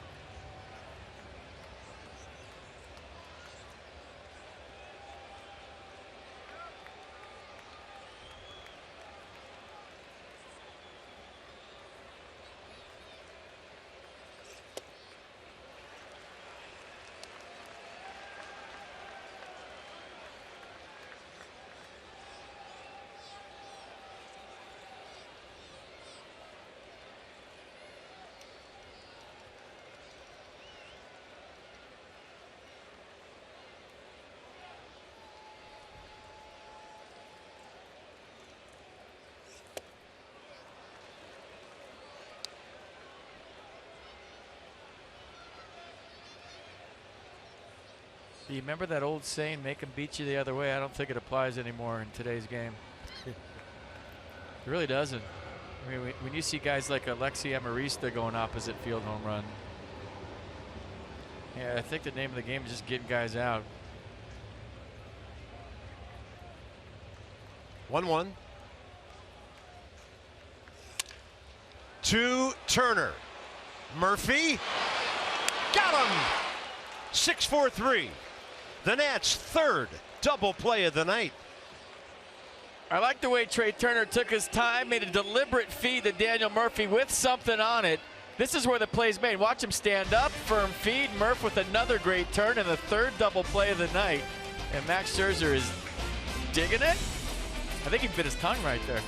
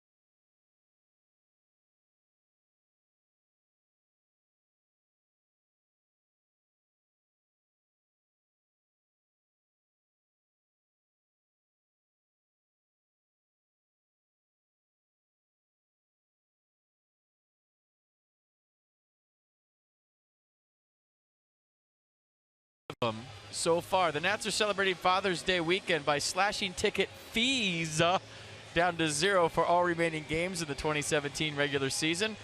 This limited time offer ends June 18th, so visit nationals.com/tickets and enter code DAD. That's capital D-A-D to pay no fees on Nats tickets through June 18th. Or as I said last night, how my kids spelled dad, A-D-D. Boy, did I hear from mine after I said ATM for me. And then All in fun. And then they asked you for money.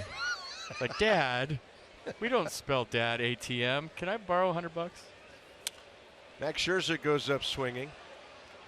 My dad, rest his soul, claims I rode home from college once and said, "No mun, no fun, your son." I got a note back that said, "So sad, too bad, your dad." So he was not the ATM. I mean, you guys the Dr. Seuss family? You just rhyme everything? We were green eggs and ham for breakfast? we were men of few words. All right. Basically told me to hit the bricks. Sam I am, green eggs and ham for breakfast, Bob. At the knees. All right, Max, go get a breather. Let's go to Dan. There's some personnel news today. Bob, an old friend back in the Nationals organization. The Nats signed Edwin Jackson to a minor league contract. He will report to AAA Syracuse. Nats fans remember him from 2012, won 10 games for that 2012 Nationals club. Dusty Baker saying, could be a starter, could be a reliever. We will see. Yeah, he was just in the visitors clubhouse with the Orioles. Actually called up the day of the makeup game a week ago yesterday. Trey Turner takes a big hack. That ball's down the line and deep. And real close to where that other gentleman made the fantastic play earlier. Trey finally got his first hit of the series last time up, ringing that double down the left field line with 2 outs in the 5th. Mets bullpen working. Paul Sewald and our old friend Jerry Blevins.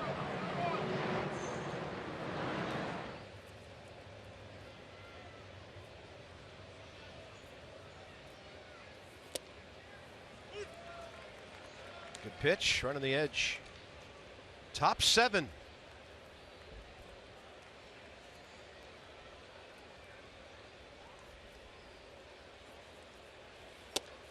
You know, if you just hear me randomly laughing for no reason the next few games on this road trip, Jason Worth is at home texting me. So we wish him well. We hope he's doing better. But he's killing me right now with his text messages. And, you know, when he's on the disabled list, this is what happens. He's sitting at home, watching the games, evaluating. Well, text FP, Jason, and tell him how you're feeling. Evaluating the broadcast. That's what everybody wants to know. He just makes me laugh. I'm getting messages every day. How's Jason Worth doing? Well, how's he feeling? Here's our chance to find out. He's hanging in there. All right. Doing all right. As far as you know. 3-2. Yeah, we miss him. We miss him around every day. I mean, for 7 years now, he's the big toe and Oh, leader. my. Bat goes flying foul. Matz throws out Trey. On the bouncer. 2 down. Rob Henley swing it. He wanted to. Now we'll see if Ryan Rayburn can get it to Bryce Harper like he did 2 innings ago. Ryan 1 for 3 tonight, and as a Nat, he is 6 for 22.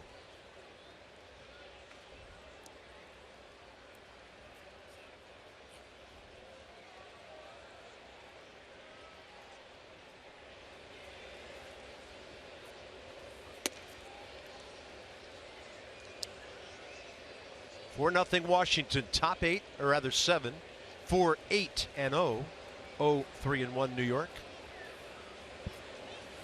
100th pitch by Steven Matz has popped up. Jay Bruce. Time to stretch at Citi Field. Big crowd, and thanks to Max Scherzer and some home runs, they've had nothing to cheer for.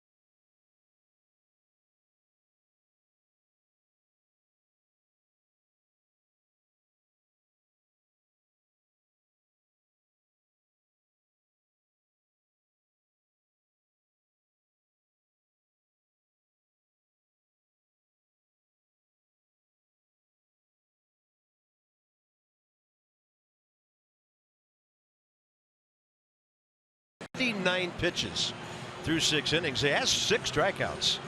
Matt Wieters, Michael A. Taylor, back-to-back homers in the 3rd. Anthony Rendon, that big opposite field 2-run blast in the 6th.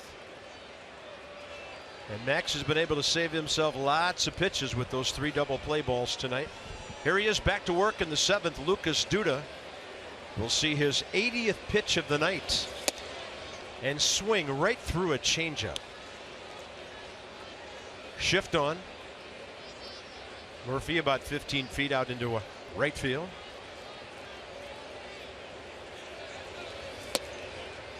Doubled up on the change. No swing, says Brian Gorman.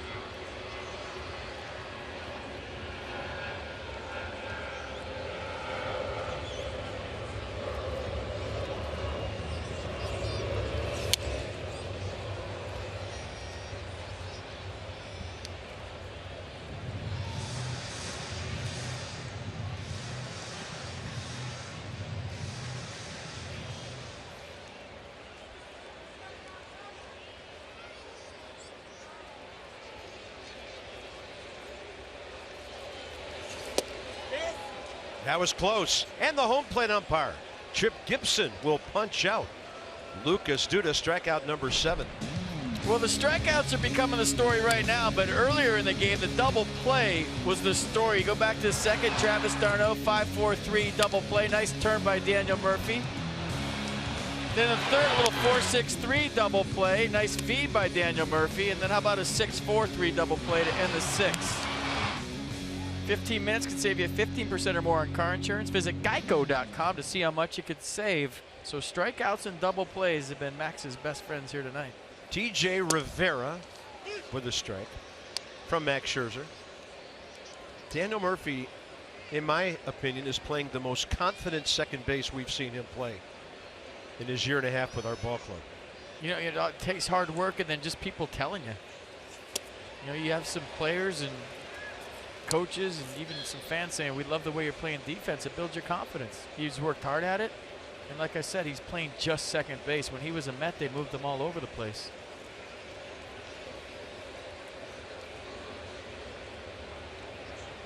TJ Rivera hit by a pitch, and he has struck out.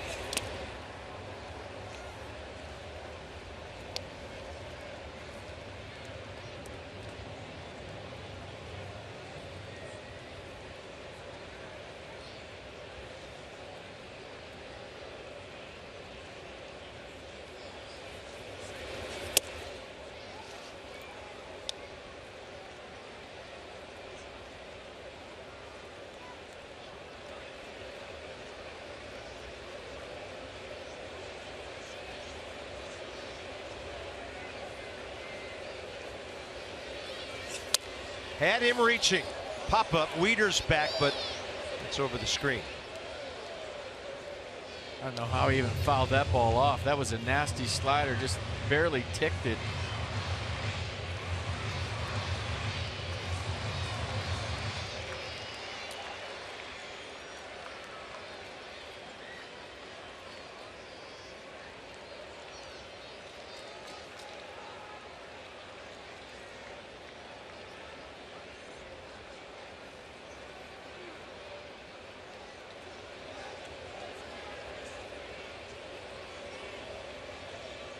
Two-two pitch. I'm being told a ton of people are coming up from DC for tomorrow's game, so we'll look forward to seeing you. I think out in left field is what I'm hearing. Yeah, busloads. A lot of people here already, so we'll check you out, get you on TV tomorrow. You're making the trip up here, we'll show you.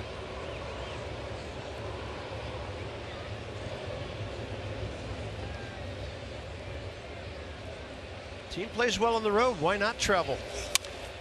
High in the air to right for Bryce Harper.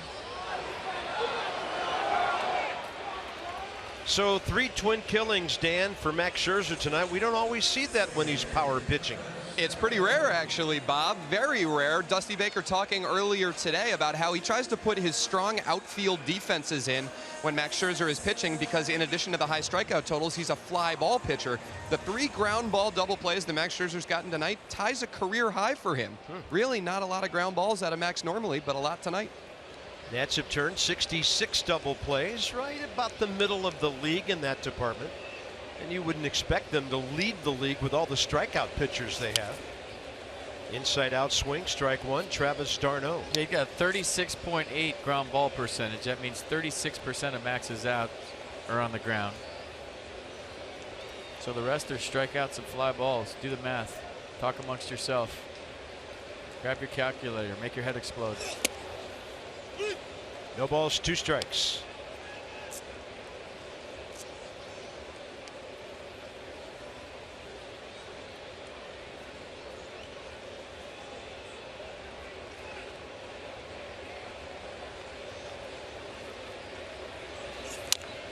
Yeah, fly ball percentage for Max in 2017 is 47%.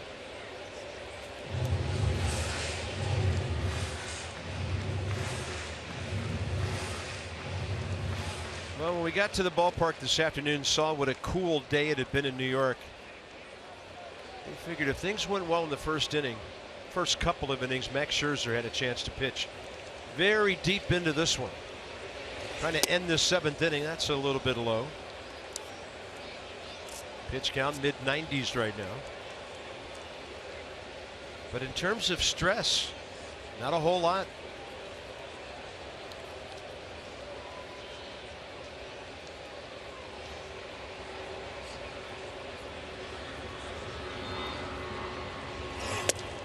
A jet went by and a jet just struck out Travis d'Arnaud.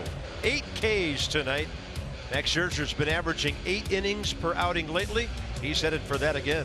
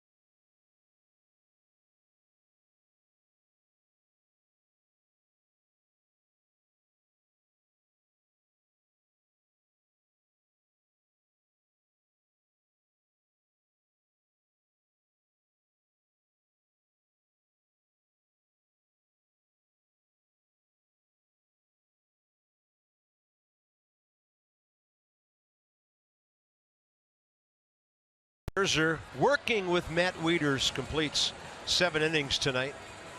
Shutout ball, 3 hits, 8 strikeouts. On the road, the Nats started out amazingly well. Look at that, 12 out of 15. Then a bump in the road, a couple of places, and then last 11, 7-2 on that West Coast swing, and now we've added 2 more wins here. It all adds up to 22-12, and the Nats have won 9 of their last 11 away from Nationals Park. Yeah, a few more outs to get in this one before we count it. 27-year-old Paul Sewald for the Mets. First time the Nats face him, 19th appearance this year, 29 hits in 25 innings. Strikeout guy, 28 Ks, 6 walks. Fastball 91, slider 83, occasional changeup at 81. He faces a guy who he probably heard of back home. Seawald and Bryce Harper, both from Vegas. I think you've heard of Bryce Harper no matter where you're from, but yeah, if he's from your hometown.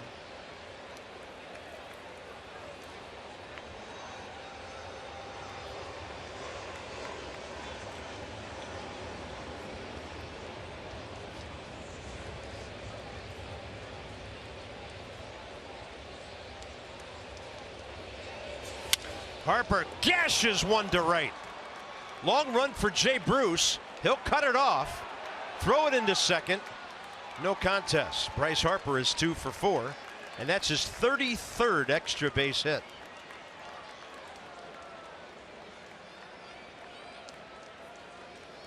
Ball was smoked.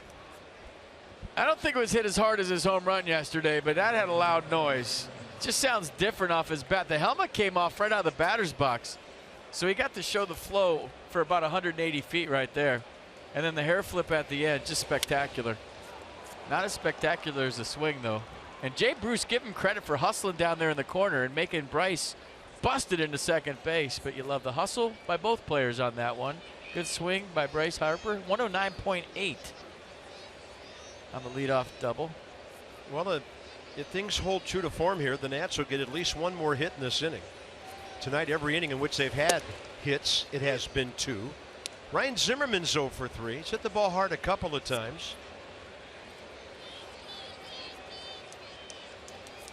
4-0, drive him in. You don't have to move him right here. You're paid to drive in runs, so he makes a mistake. You don't have to hit it to the right side. He might be trying early in the count to drive him in to right. But this isn't a give up your at bat to move the runner situation at all. Not when you're Ryan Zimmerman swinging it like you've been swinging it all year. 0-1. Zimmerman jammed. Vote today, vote tomorrow, vote Nationals for your 2017 All-Stars with Esurance MLB All-Star Game ballot. Vote at nationals.com/vote and catch all of the excitement on the 88th MLB All-Star Game presented by MasterCard July 11th live on Fox. So vote for everybody. These two have 71 extra base hits between them, Harper and Zimmerman. 36 home runs between them. 0-2 to Ryan. He's going to line out and break his bat to Rivera for the first out. All right, everybody liked Bryce Harper's hair in the brawl. That's all I ever saw on the internet. So there it is for you. By popular demand, lots of hair sliding to second base.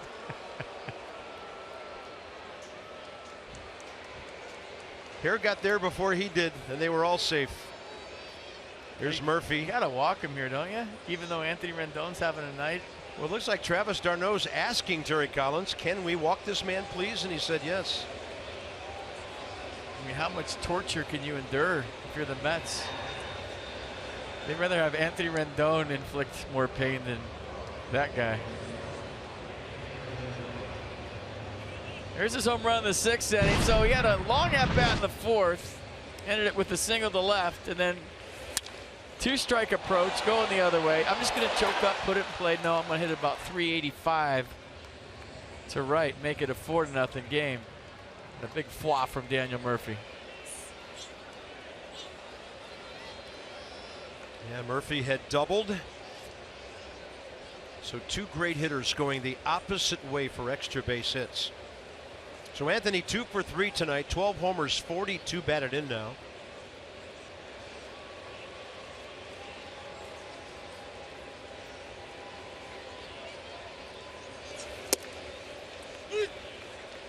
This setup cool, way he's kind of open, spread out, and he just kind of has the bat there, and he's rocking it back and forth. Might have been down. You don't want that anyways if you're Anthony. Nissan on the pitch cast.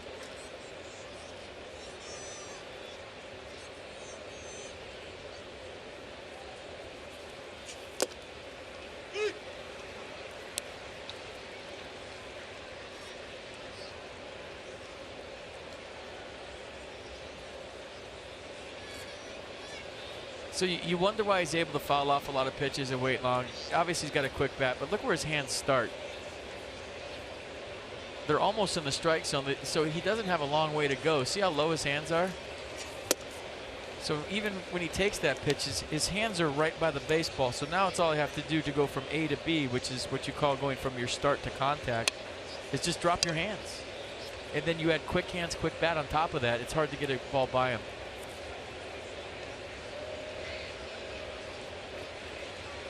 One ball and 2 strikes with 1 out.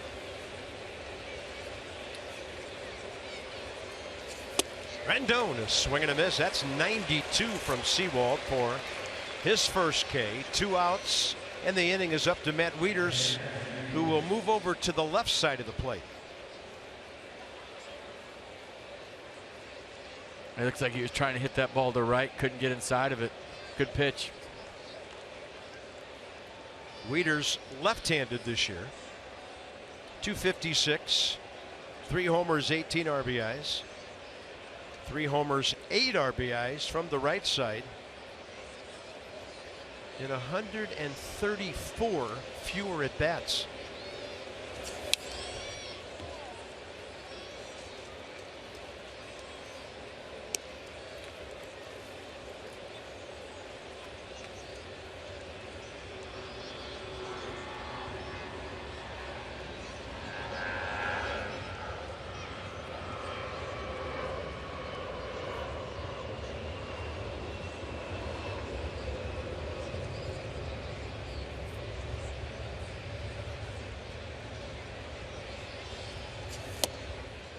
Strike 2.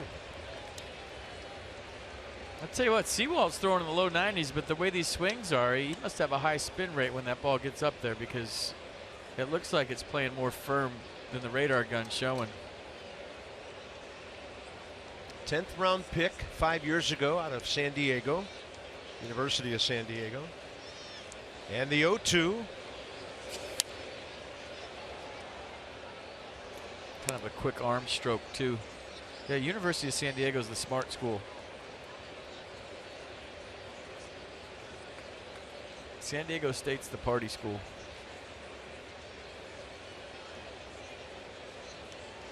And if you're Steven Strasburg, it's a smart school too. Is that a good recovery? Too late? You're part of the way back. Yeah, a little bit. You might have to drop a Tony Gwynn. Yeah, he's smart. Swing and a miss, and Matt Wieters did not look comfortable on that. Nats have stranded 6 runners, but they have scored 4. And Max Scherzer, here he comes.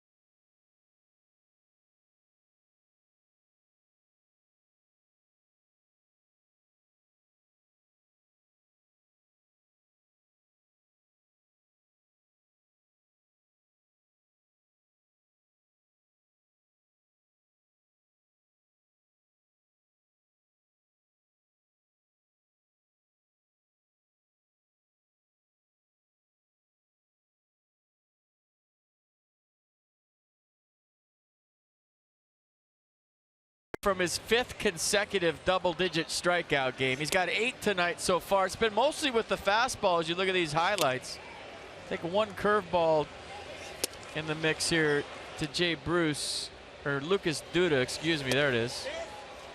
And then some more heat. So the express for Max Scherzer has been really good tonight. 95 pitches, 68 of those strikes. Washington area Toyota dealers help children and their families by making a donation of $37 to the Children's Inn at NIH for every strikeout by a Nats pitcher this season. Here we go to the bottom of the 8th, and Max at 95 pitches. Jose Reyes, Curtis Granderson for the pitcher, and then Michael Conforto.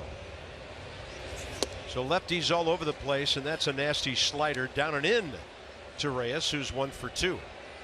Yeah, here we are in the 8th inning, and the number 8 batter has had only 2 at-bats tonight.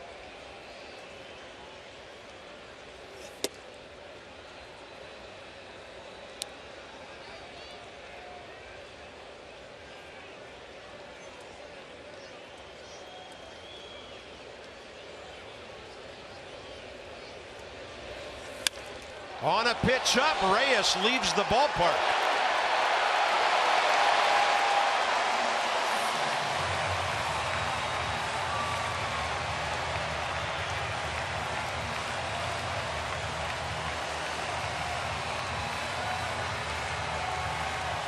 Fourth homer of the year, his first career against Max Scherzer.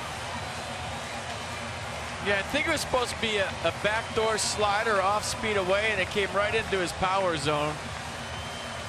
Might have been a curveball, might have been a slider. Let's look at it again.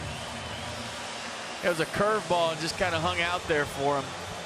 See where Matt Wieters was set up on the outer half, came back on the inner half, and Jose Reyes just went upper tank. Woke the crowd up a little bit too. Oliver Perez is up.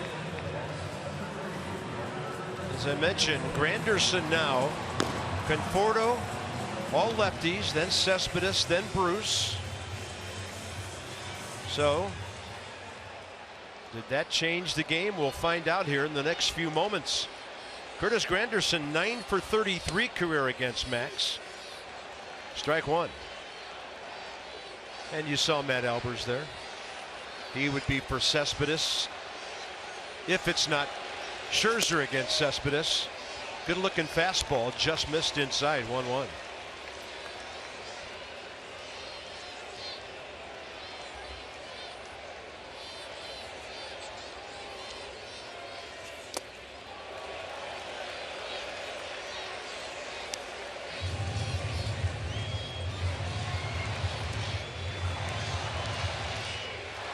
$37,119 finally making some noise. They've been watching the Nats dominate all night. 2-1 pitch, a beauty. Curveball.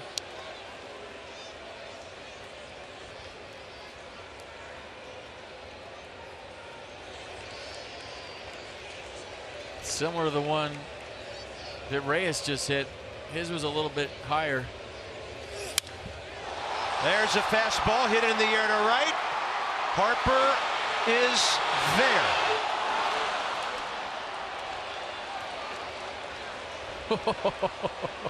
This crowd was ready to erupt, and it was looking like a 4-2 game. But Bryce goes back to the wall, catches it. And I think Max, and this might be a Captain Obvious statement, might be running out of gas here. Not his fault. When you look at his last 4 starts, 13 strikeouts, 11, 14, and 10. That takes a lot out of you, man. And you're wondering how much he has left here. Conforto. 0 for 2 with a walk. Next starts in with a slider. Scherzer came in second in the league in innings pitched with 91 2/3. Kershaw 97. He and Clayton Kershaw pretty much dominating at the top of the innings pitched, strikeouts, ERA, and opponent's batting average stats. Counts even, 1-1.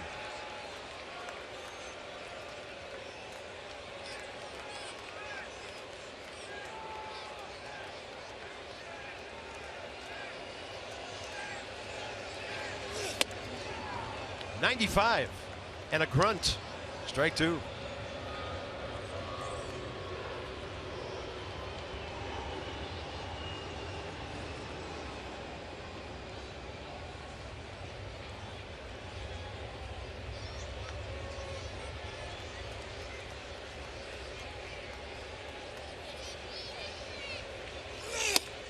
Got him!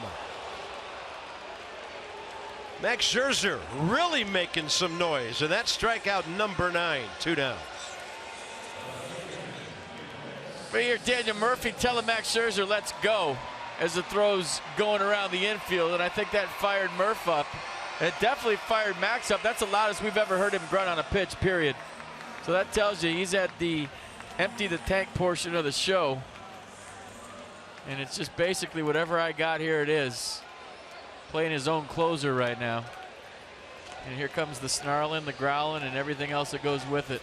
Cespedes standing in the way of 8 innings here. Slider to get ahead.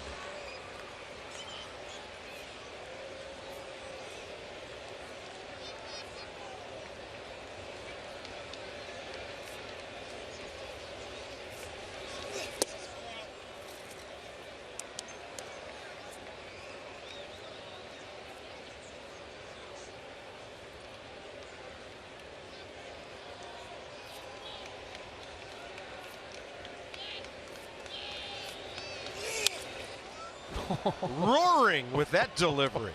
I'm just gonna let you listen. Yeah, we're beyond grunting here. We don't have to just listen.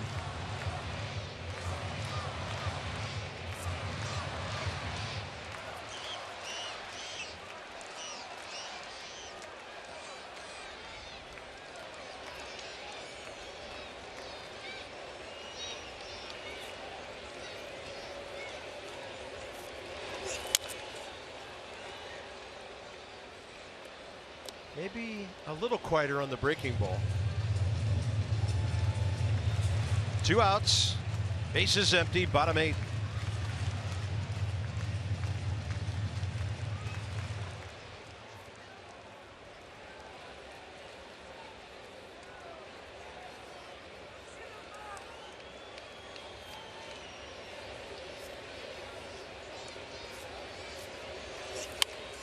Had him lunging.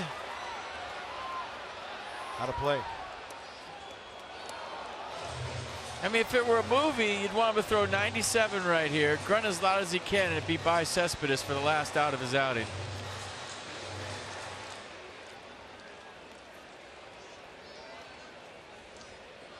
Fastball to Cespedes is dangerous because he's got such a quick bat. We'll see what they decide on here in a 1-2 count. Pitch number 113 coming.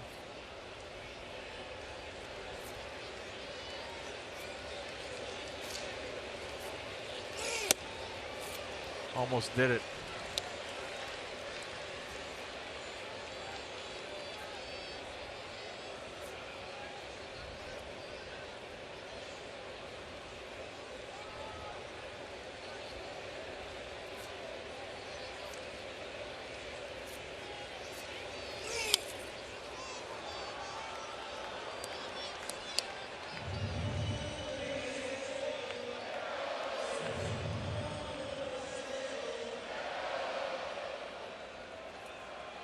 So 8th pitch of this at bat.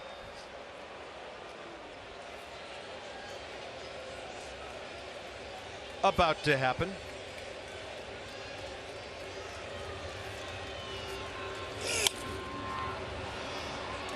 Matt Wieters over to have a look. I'll tell you what, this is a classic duel between two great ones. I mean, it's everything he has left against everything Cespedes has. You got a power hitter that can hit the ball a mile, and Max Scherzer at the end of his outing giving it everything he got. It does not get better than this. With what you're seeing right here, power pitching against power hitting. If you don't like this, turn on cricket or something.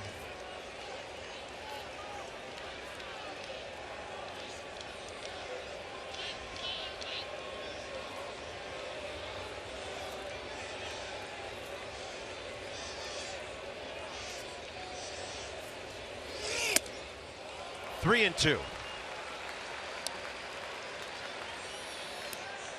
Let me hear this again.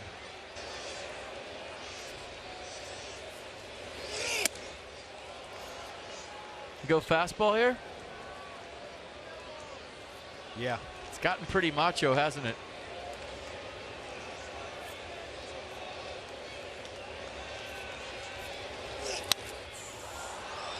That was a front door slider. This is fantastic. I mean, are you kidding me? That's what it's all about right here. This is the game at its purest.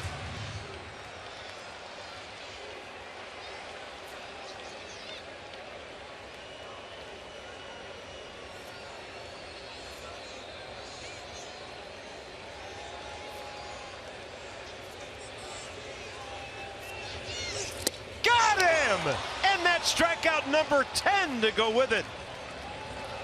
Max Scherzer does it 5 times in a row, 57th time career. Unbelievable 8-inning battle by the Nats. Loud and efficient. Ace.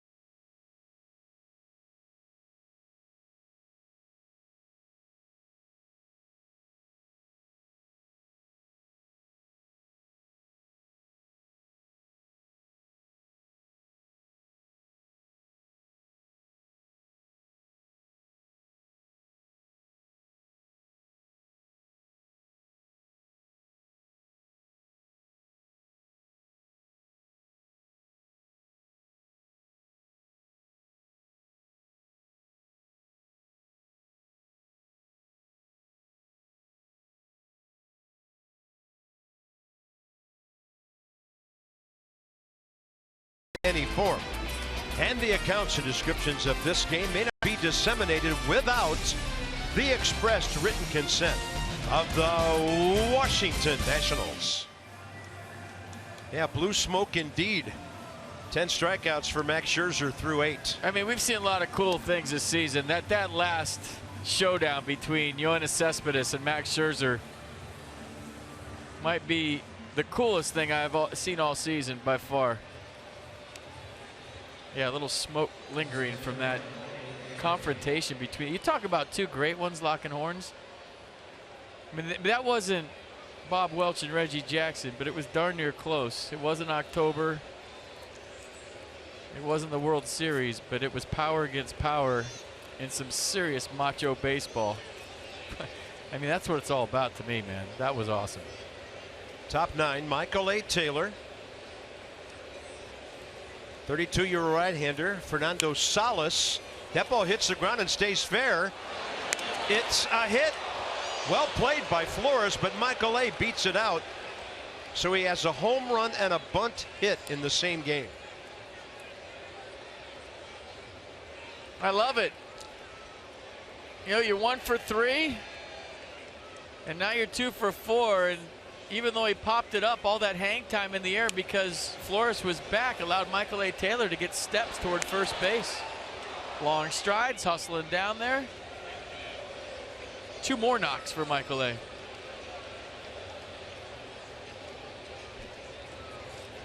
Michael A. Taylor now 1 for 2 career against the right-hander, who will face Adam Lind, who's 2 for 4 against him as you peruse the 32-year-old's numbers. So right now, Max Scherzer officially out of the ball game. 118 pitches, 84 strikes. 1 run on a solo homer, 4 hits in 8 innings. 2 walks, 10 Ks.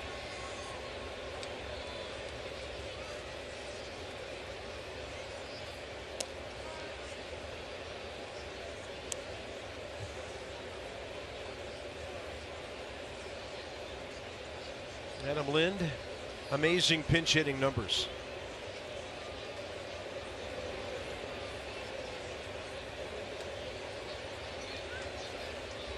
Huge lead by Michael Taylor. 3-run lead, why not?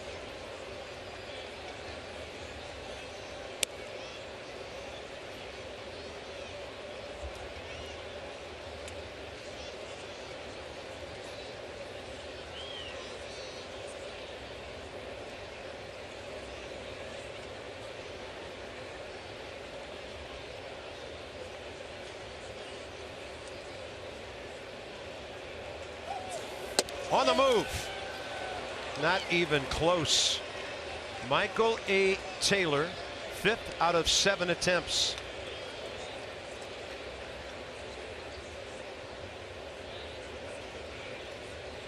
I'm telling you, he's just doing what he needs to do to help his ball club anyway, whether it's a good play in center, a home run is the obvious, a base hit bunt, or a stolen base. Michael A. Taylor's playing baseball for the Nats this year. It's fun to watch. All aspects of the game covered. 2-0 to Adam Lind, making him more dangerous here. Target away. They don't want him moving the runner. Now it's 3-0.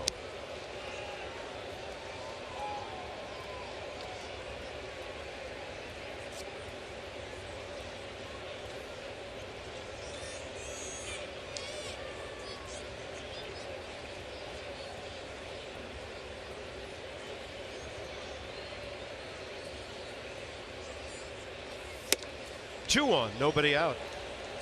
Trey Turner next.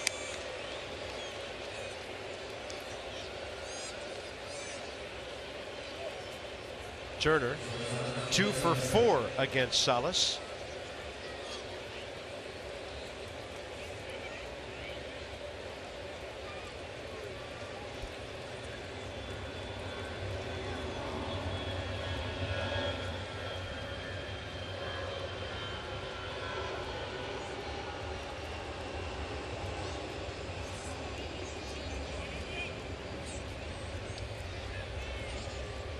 This guy lays down a bunt, all heck's going to break loose. Full-blown panic. Brian Goodwin on deck for the right-handed batting Rayburn.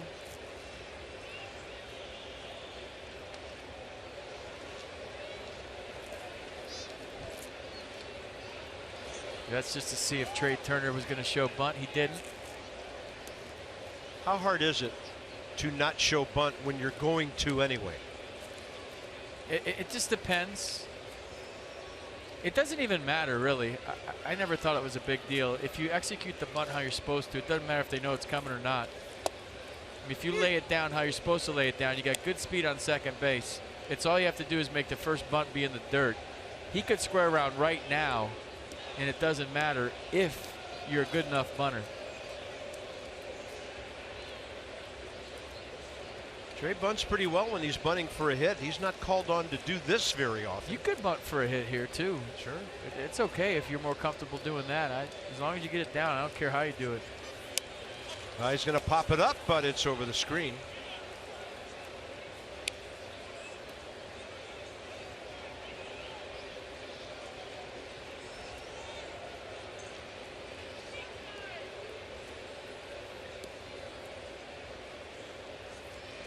Top of the ninth, 4-1 Washington. They've out hit the Mets 10-4.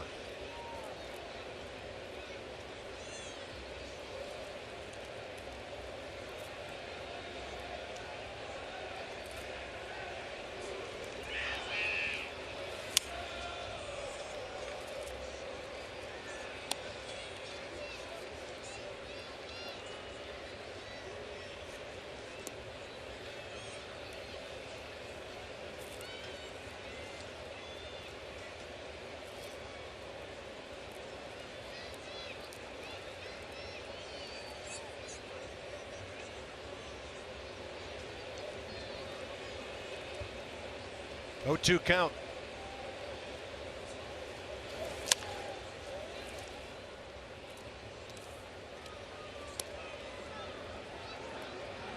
Well, you missed a bunt. Got to turn the page. Tough to do in the middle of an at-bat, but you could make up for it with a base hit. See Ramirez getting loose in the Mets bullpen. So no lefty out there with Goodwin and Harper coming up. We'll see how it all shakes out. 0-2, and Trey takes it way upstairs. They have Jerry Blevins and Josh Edgen down there, but it doesn't look like they're getting hot. Yeah, Blevins threw a little bit earlier, but we haven't seen him get back up. 1 ball and 2 strikes to Trey. Swing and a miss. First out. So Brian Goodwin's about to be announced.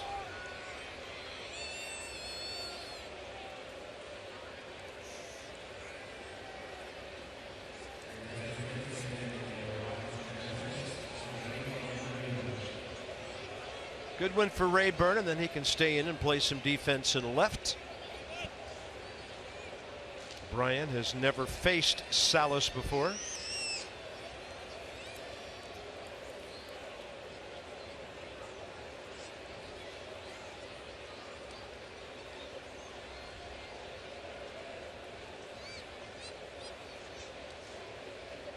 Couple of hits here last night. 7 for his last 15.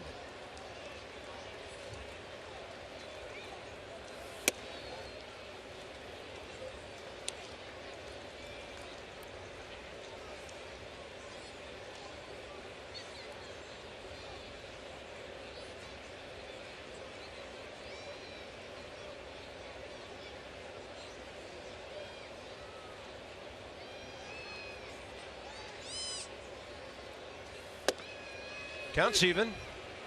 Pretty good changeup. Check this out. Slugging percentage this month.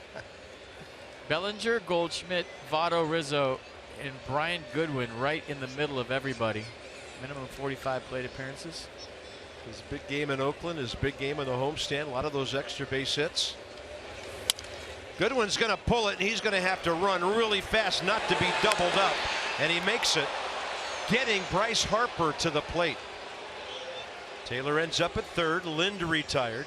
I'll tell you what, TJ Rivera goosed that feed to Jose Reyes, and that was the difference in Brian Goodwin being safe or not, and Bryce Harper getting the chance. Watch the feed and the lollipop.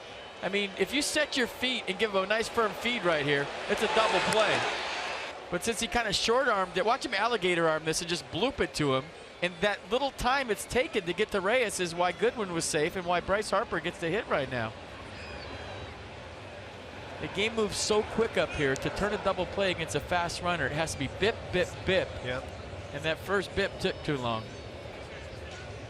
Bryce Harper 1 for 1 with a single against Salas. Walked him intentionally another time they faced each other.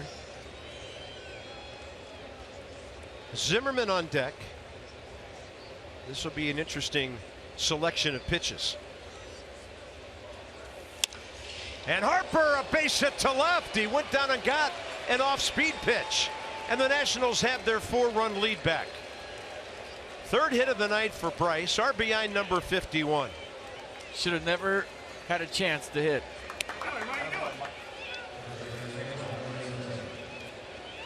But he'll take it. Looked like a changeup down. He just stayed through it. Been swinging the bat well, going the other way. And a clutch 2-out knock from Bryce Harper. His third hit of the night. So I have him at 3 for 5. He remember his first time up, he had a bullet to center field. Could have had 4. Bryce is locked in. Now 13 for 38 during his 10-game hitting streak. Ryan Zimmerman hitless tonight. 2 for 8 career with an RBI against Salas.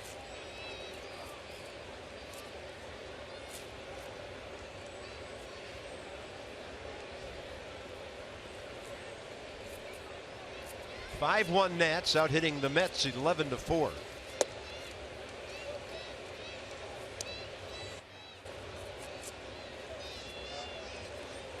Oliver Perez continues to throw leisurely out in right center. They go lefty, right, left in the bottom of the ninth with their hitters.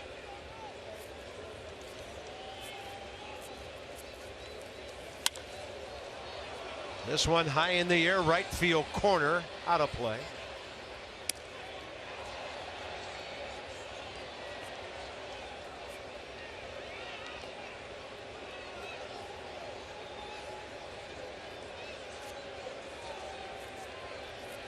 I'm getting a lot of tweets about worried about Max's innings and his load lately, his workload. I think if you get a big enough lead in this division, there's time for rest down the road, isn't there? That's a good call. Second half, you can ease off the pedal some. And this weekend could go a long way toward determining how that goes. Absolutely.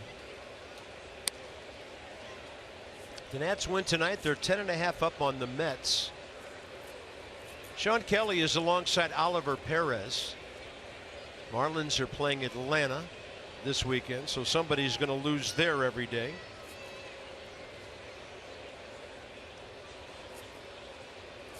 Two-one with 2 outs.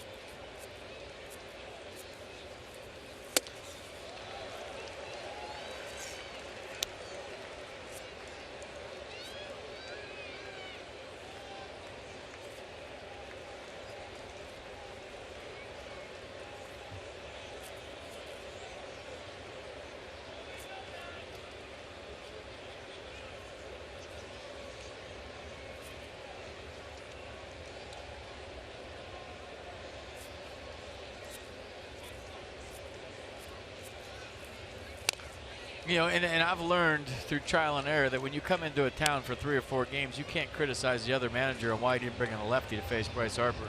I mean, he knows his guys. He knows if they're in the training room or not, hooked up the machines. He knows the usage they've had. He knows how they're feeling, if their arm's barking, whatever. So, you know, Terry Collins chose to go with the right-hander versus Bryce Harper for a reason. Josh Edgin threw 19 pitches last night.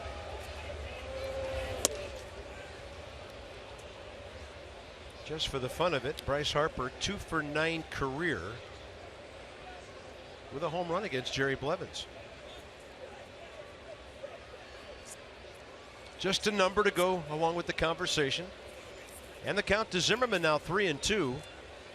Goodwin at second, great speed. Harper at first, great speed. They'll have a head start here. And lefties are hitting 182 against Salas as well because of his changeup. Well, Harper took care of that pitch. Zimmerman, base hit right behind the spikes of Brian Goodwin. Harper into third, and the ball dropped, and Zimmerman will go to second. So the Nats lead 6-1. It'll be an RBI hit and an error on somebody for not making the clean exchange. Bryce Harper going to third right in the face of Yoenis Cespedes. Yeah, maybe trying to draw a throw so the Nats can score another run. Ryan Zimmerman checks in. His first hit of the night, a big one. Making it a 6-1 game, and Bryce playing real hard, real aggressive with a lead. I like it. Yoenis Cespedes, second throwing error of the night. Scab. Base hit, RBI, E7. Nats lead by 5, and Terry Collins to the mound. Ryan Zimmerman finally checking in with a hit tonight. We want to show you something just because I think it's a classic, an instant classic. When you have a power pitcher at the end of his night against a guy that can hit the ball as far as anybody.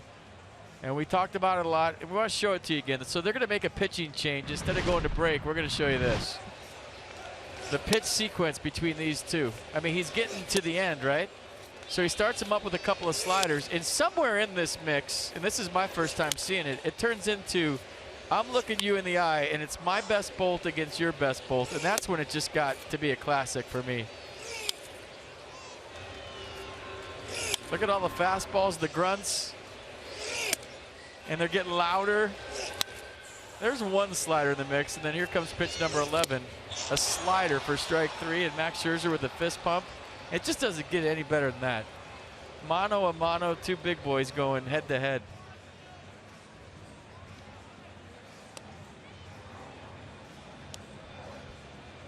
Mets will change.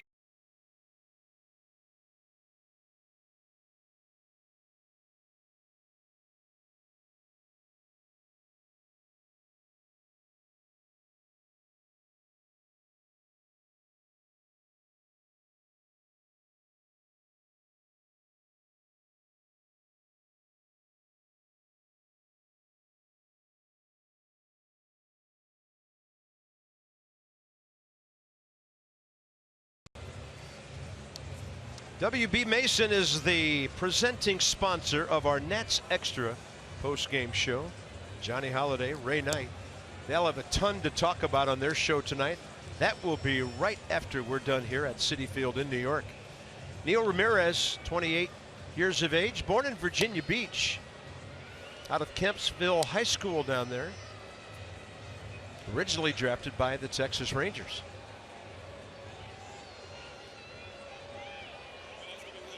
A fastball, slider, curveball.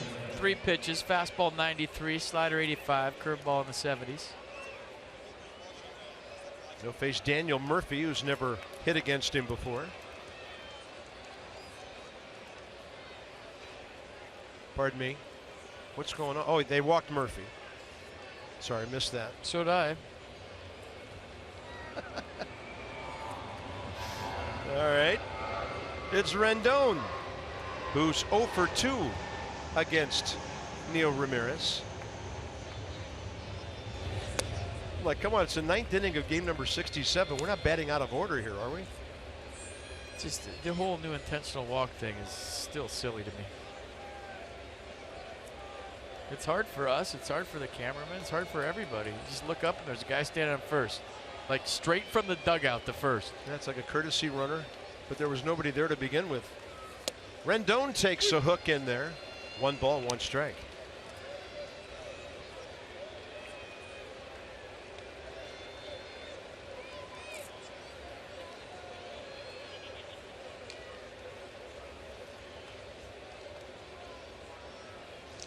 Well, the Nats have added on. They haven't quite busted it open yet. 5-run lead, though, looks pretty good here in the 9th. And the ability to add on.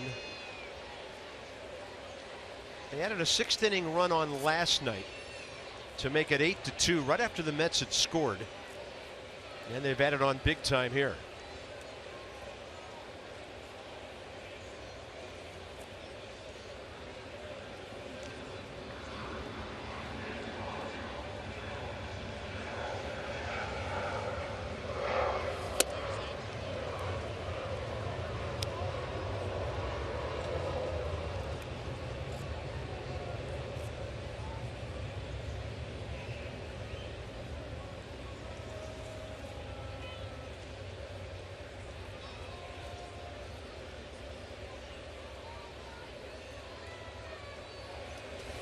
Two-two pitch, and there is nowhere to put Anthony Rendon. Start him up. I always thought this was a tough at-bat in this count because you have a lot of stuff going on as a hitter. Guys running all over, kind of gets your adrenaline up. It's hard to take this pitch. There's so much action all over with all 3 runners going.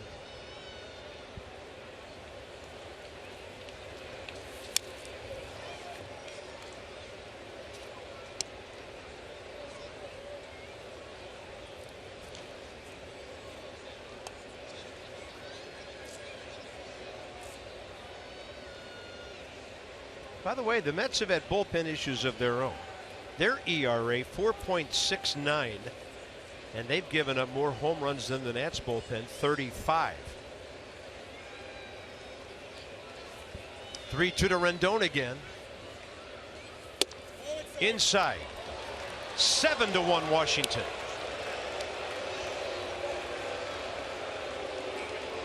Line is moving in the 9th for the Nats.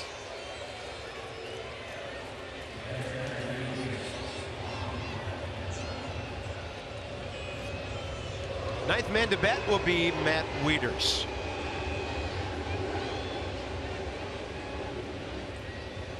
We got this night off to a great start. 6 innings ago with a shot to left center, batting right-handed. Not biting on the first one after a walk.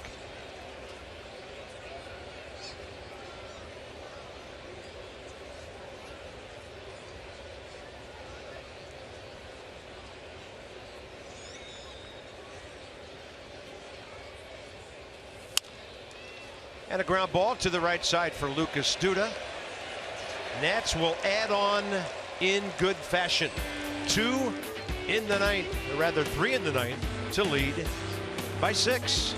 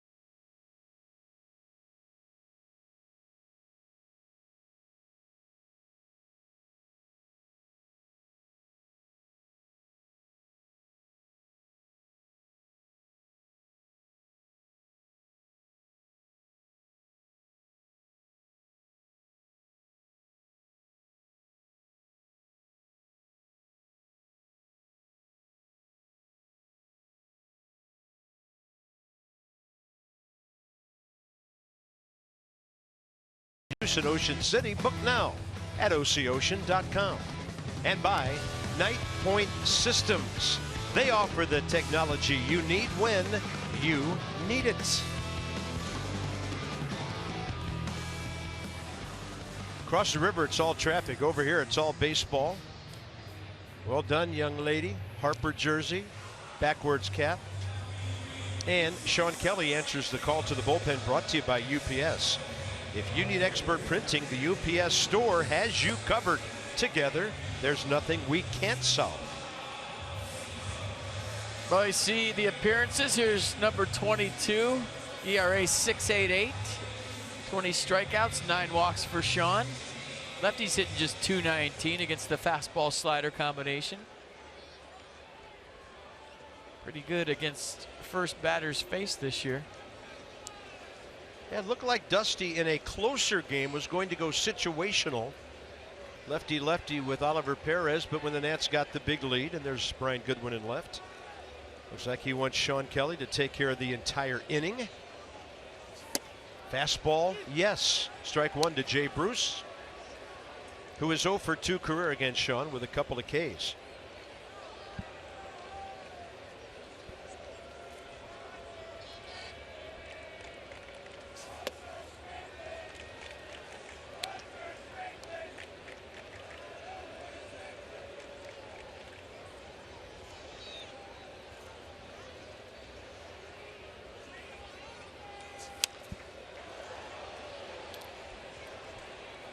That's 3 outs away from a 10.5 game lead over the Mets. Miami leads at Atlanta 3-0 late innings.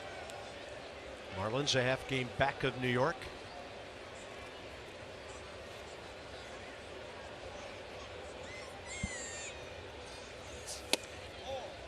Tight slider, very close. 2-2.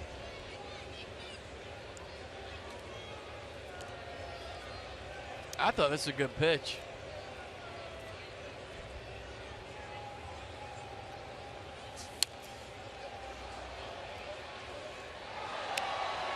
Sean Kelly in the past has had so much success with the fastball up, but there's a fine line between the fastball up high enough and not high enough, and I think he's struggled with that at times this year. And maybe for a while you just can that thing and worry about just keeping the ball down, period. Every single pitch, and get some ground ball outs, because that's kind of like a mid-range jumper, right? If you're going to throw that fastball up your whole life as a pitcher, you work on keeping the ball down, then all of a sudden with 2 strikes you pop that thing up. There's some guys that have success with it, and Sean has in the past. Well, pitchers adjust just like hitters do. But if you Sean Kelly gives up his 9th home run, and it's a 7-2 game.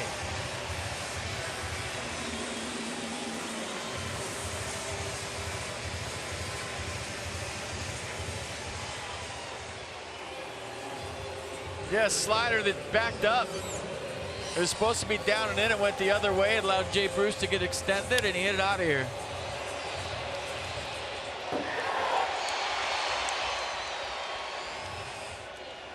Next up, Wilmer Flores, who's 1 for 1 against Kelly. He goes up hacking.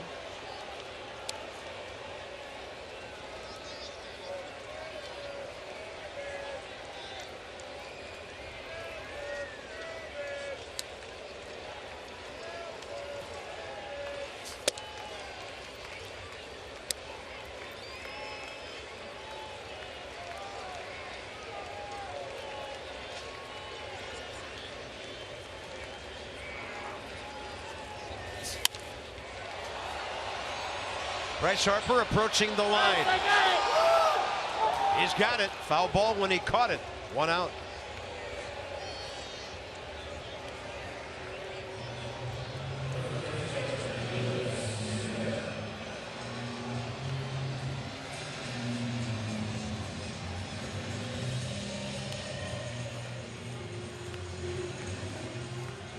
Lucas Duda next.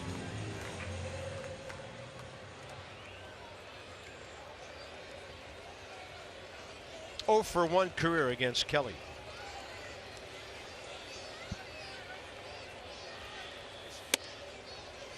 You know, you come in with a 6-run lead, it's a great time to show your manager that you're figuring things out so that he can have confidence in you to put you in a bigger situation. And we talked about that the other night with Trevor Gott, right?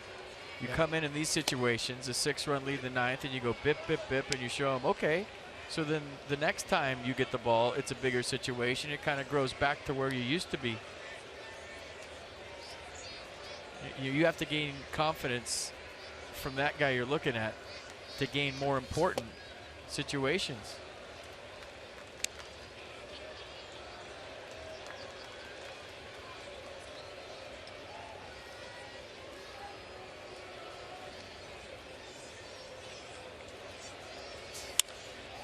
Out of play.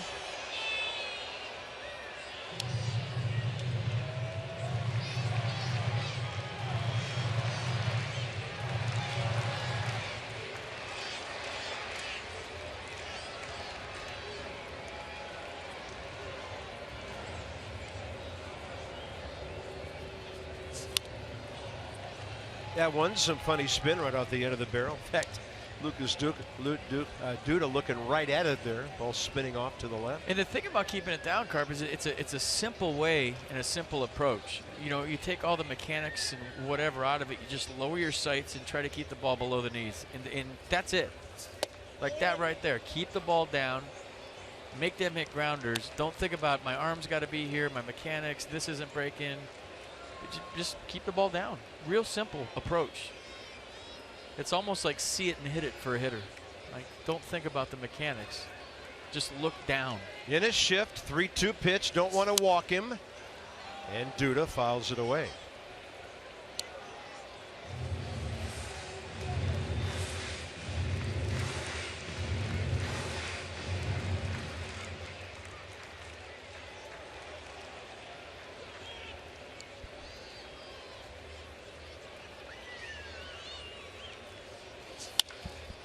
Foul.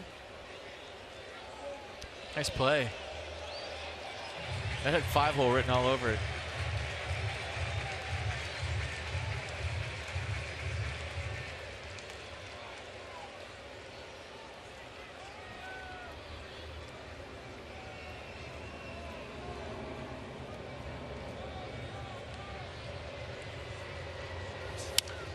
Jammed him. Michael A. Taylor, 2 down.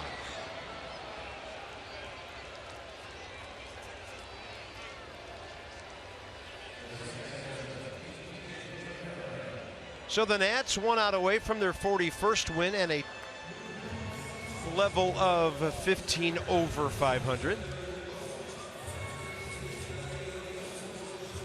Last hope for the Mets, T.J. Rivera. 0 for 2 career against Sean Kelly.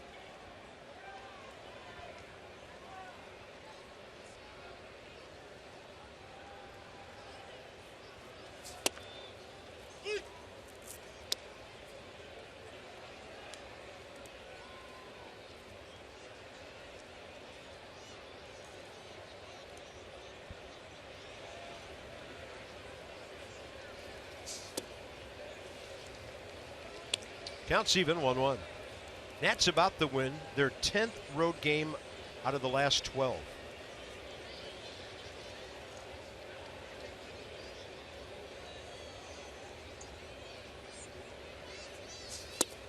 Big time drop on that 80.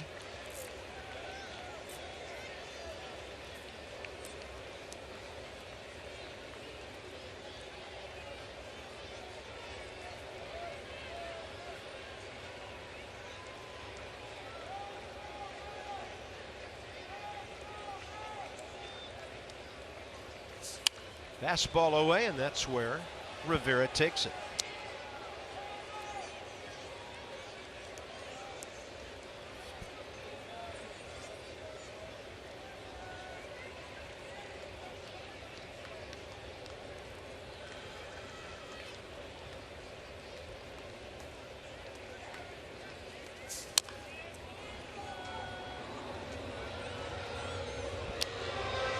Steven Strasburg and Seth Lugo tomorrow. Don't forget about our early start.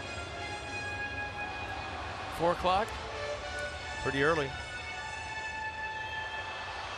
That's a morning game if you spend the night in New York on a Friday night. That ball hit a mile down the left field line. Before it got to the pole, it had hooked foul.